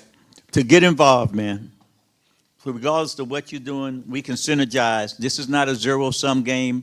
My gain is not your loss. We have to learn to work together and to try and make a difference. We can bring synergy to these problems, and we can impact the criminal justice system. Thank you. Yeah. Very good. I'm going to be almost like Russell Simmons, right? I'm going to be real short because I'm going to accent exactly what you said and let folks know that, yeah, once upon a time we were formerly incarcerated people. Now we formerly incarcerated professionals. Good stuff. I would simply say, yes, none of us are defined by our greatest mistake. It's about having a vision for ourselves, for our families, for our communities, and about coming together and truly collaborating to make that possible. Okay. Dope. I'm going to quote the late Toni Morrison. The function of freedom is to free somebody else. That's what I'm going to do. So my goal is to work as an advocate for criminal justice reform prison reform. I'm going back into prisons after doing nearly 32 years, visiting the prisoners. I have a each one, reach one mentality. I'm saying to everybody in this room, it's 2.1 million people incarcerated. What does it cost to pick up and send someone a book, a card, letting people know all your spiritual books tell you that you're supposed to reach out to prisoners? I'm not telling you, your spiritual books tell you that, if you are spiritual, right?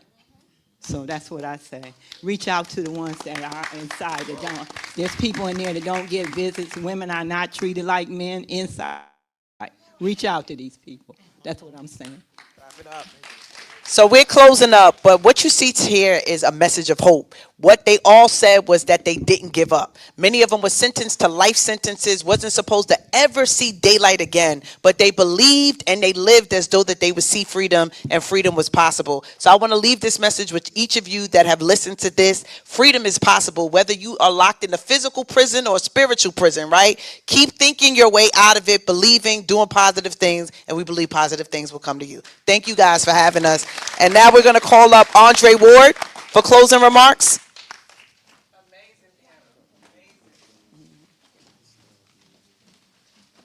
Thank you, Jamila. Let's give all our panelists a warm round of applause. Well, let me qualify that. Our extraordinary panelists and moderator, a warm round of applause. Tanya, can I ask you to come on up, please? Thank you very much. We're going to close out rather quickly because we have to end this show, unfortunately. And so I just want to share some closing remarks before we go. And before we go, I just want to say on behalf of our president here at John Jay College, President Carol Mason, we thank you again for coming out to join us today. We want to thank our colleagues in the back from NNN Studios who live streamed this event here so that people can see it. Thank you very much. Let's give them a warm round of applause. We also want to thank our extraordinary moderator here, Dr. Jamila Davis, right, for her work, and all of the extraordinary panelists, Michelle, Adam, Lance, and Akbar. I'm going to forget Lance's name. So let me just say these closing words really quickly. What we heard today was not abstract. It was real. It was lived. And it was made clear that many individuals returning home from federal incarceration, the sentence does not end when they walk out of the facility. In many cases, violations follow them in ways that shape their ability to socialize, to stabilize, to work, to support their families, and to move forward. Our role here at John Jay and at the Institute for Justice and Opportunity is not to tell people what to think.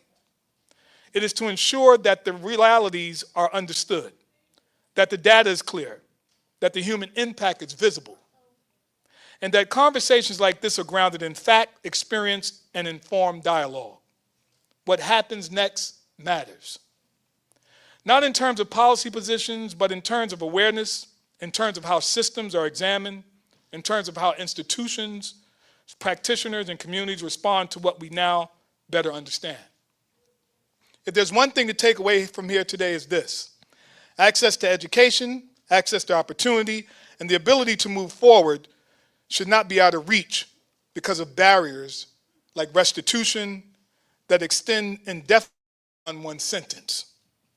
We appreciate the honesty, we appreciate the expertise, and the lived experience shared in this room today. Thank you for being a part of this conversation that is grounded in learning and respect and in a commitment to understanding the full picture. We look forward to continuing this work with all of you. And now I'll turn it over to the person who is the brainchild from all of this, Tanya. Yeah.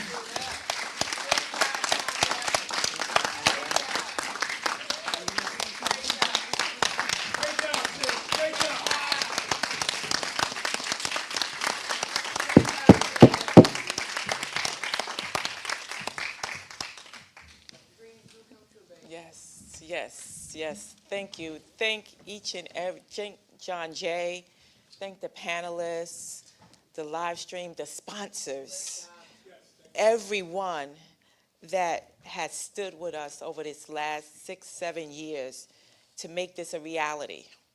And just know that given an opportunity for people who have restitution, we have, they say it, we have the receipts. We have the receipts. Give us our due chance before you judge us and condemn us. And I'm looking forward to more convenings of victory, of how we've crossed over, because we can't keep on this side. This is just the beginning, but we're crossing over. And I thank each and every person, and I look forward to hearing the stories of victory, but also while we're in this journey, this is not the sprint, this is the marathon. So we need each and every one of you, because we know one thing, the math doesn't add up. Thank you. Let's get our picture. So people can socialize here. We're gonna take a group photo really quickly with Tanya and all the panelists really quickly, but please socialize afterwards, because we're gonna transition. Picture.